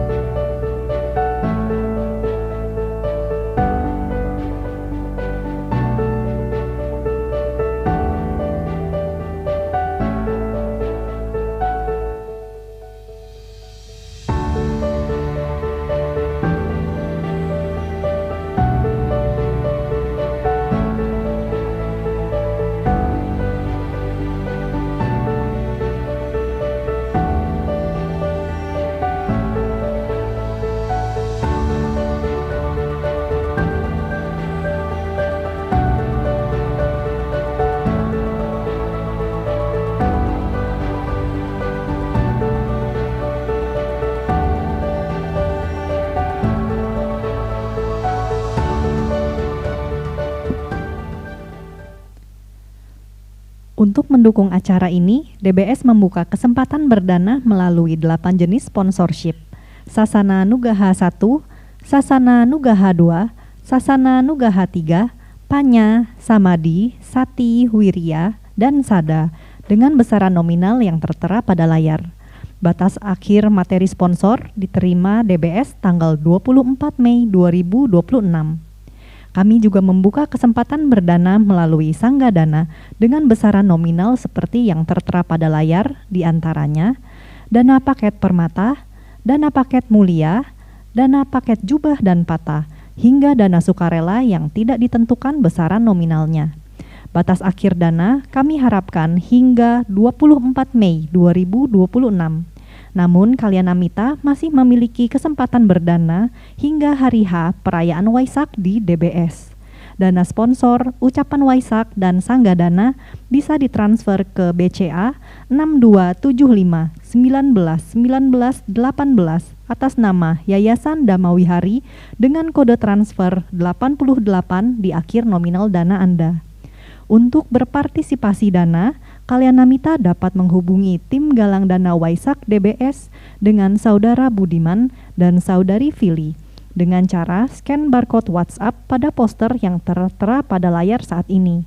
Juga saat ini kami menyiapkan pencatatan penerimaan dana di meja registrasi dana di lantai dasar dan lantai 3 DBS. Dan untuk mendaftarkan kehadiran Anda pada perayaan Waisak DBS, dapat dengan cara scan QR Code registrasi pada layar, menghubungi tim penerima pendaftaran yaitu Saudara Budiman dan Saudari Fili. DBS membuka kesempatan bagi Kalyana Mitra untuk bergabung dalam tim Wewaca. Wewaca atau pelayanan umat merupakan satu dari 10 landasan kebajikan, dasa punya kiryawatu.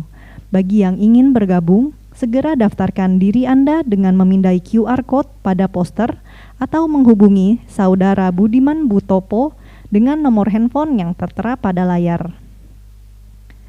Melanjutkan volume sebelumnya, DBS akan menerbitkan buku Buddha Wangsa, Garis Silsilah Para Buddha, bab kedua, pembahasan mengenai aspirasi Sumedha, Sumedha Patana Kata. Buku ini juga akan diluncurkan bersamaan dengan perayaan Waisak DBS 31 Mei mendatang.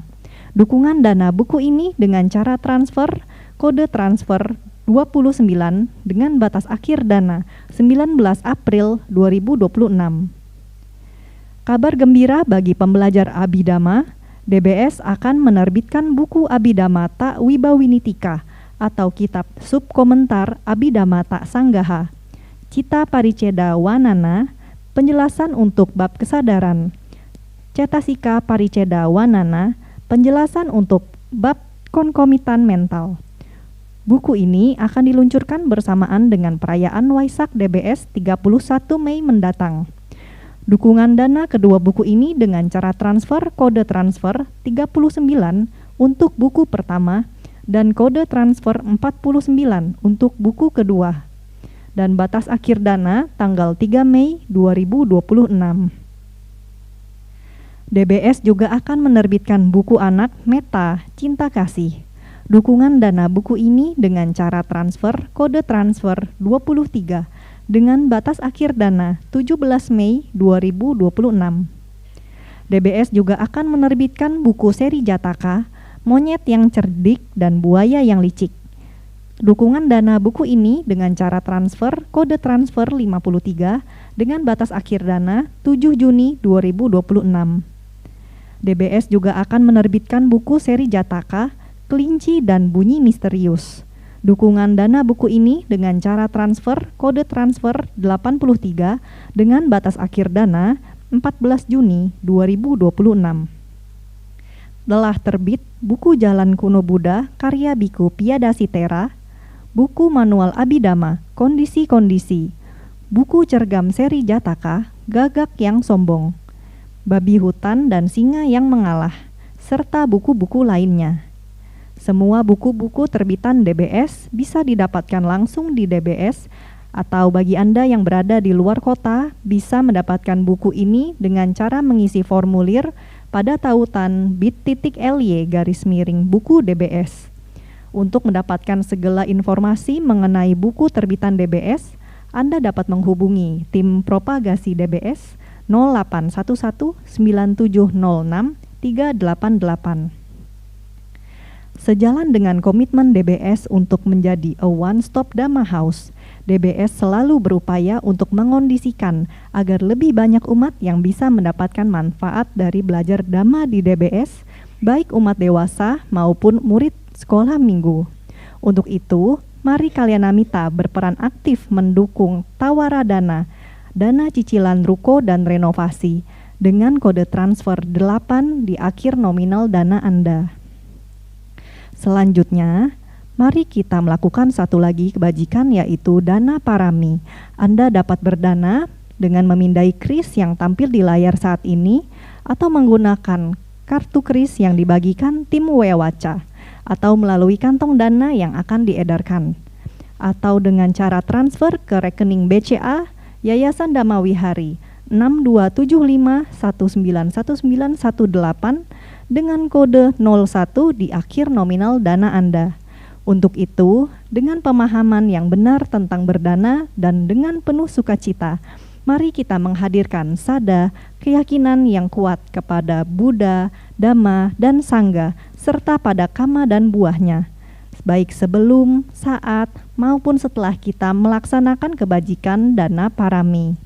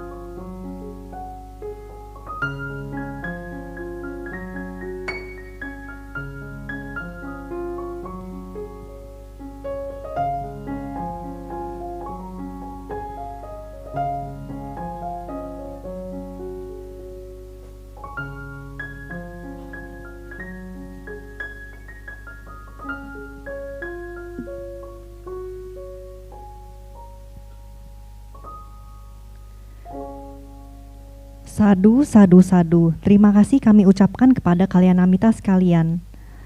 Selanjutnya, kami mohon agar Sayadaw berkenan untuk membimbing kita semua untuk melakukan pelimpahan jasa atas semua bentuk kebajikan yang telah kita lakukan pada hari ini. Mari Kalyanamita, kita semua beranjali. Kepada Sayadaw Keminda kami persilakan.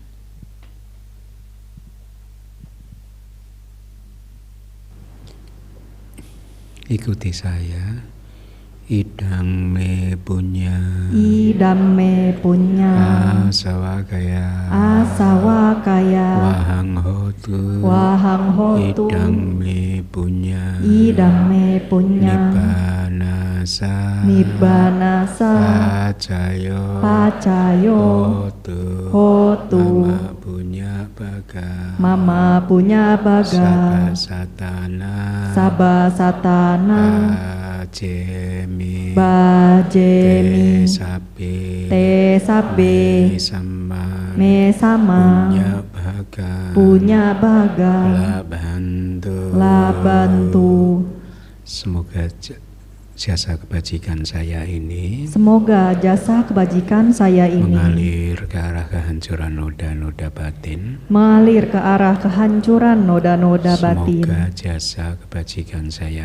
Semoga jasa kebajikan saya ini menjadi kondisi untuk merealisasi nibbana.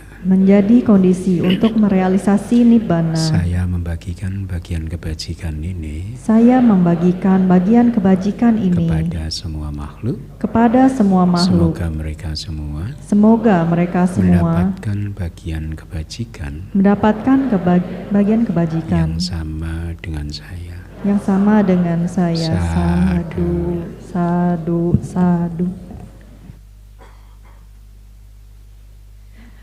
Sekali lagi terima kasih Sayadaw atas pengajaran Dhamma hari ini. Jika berkenan, Sayadaw dapat meninggalkan ruang Dhammasala. Kalyanamita, karena Sayadaw Keminda akan meninggalkan ruangan, mari kita semua berdiri sambil beranjali dan berucap Anumodami Sayadaw atas Dhamma Desana dan bimbingannya. Semoga Sayadaw selalu dalam keadaan sehat, damai, dan berbahagia. Anumodami Sayadaw, semoga Sayadaw selalu sehat, damai, dan berbahagia. Anumodami Sayadaw. Sadu. Motivasi kalau saya tercapai tapi Anumodami Sayadaw. Semoga Bante dalam keadaan sehat dan berbahagia. Sadu.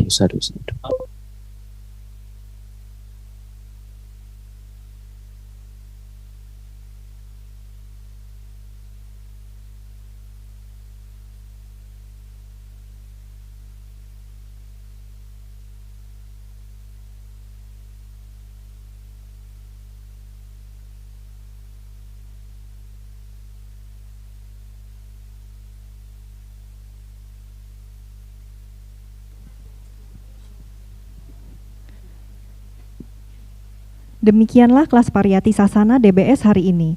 Tim DBS akan selalu membroadcast informasi dan kegiatan DBS melalui WhatsApp Community Buddha Sasana Nugaha dan juga sosial media lainnya. Untuk itu, jangan lupa untuk selalu mengikuti sosial DBS seperti Facebook, Instagram, dan TikTok. Terima kasih atas dukungan para donatur sehingga kegiatan kelas PS pada hari ini dapat berlangsung lancar. Akhir kata, saya Kim Popi beserta tim Wewaca dan staf DBS yang bertugas mengucapkan anumodana kepada Kalyanamita semua. Kami juga meminta maaf atas segala kesalahan maupun kekurangan selama kelas PS ini berlangsung. Suki Hontu Kalyanamita, semoga kita semua dalam keadaan sehat, damai, dan berbahagia. Buddha Sasanang Cirang Titatu. Sadu.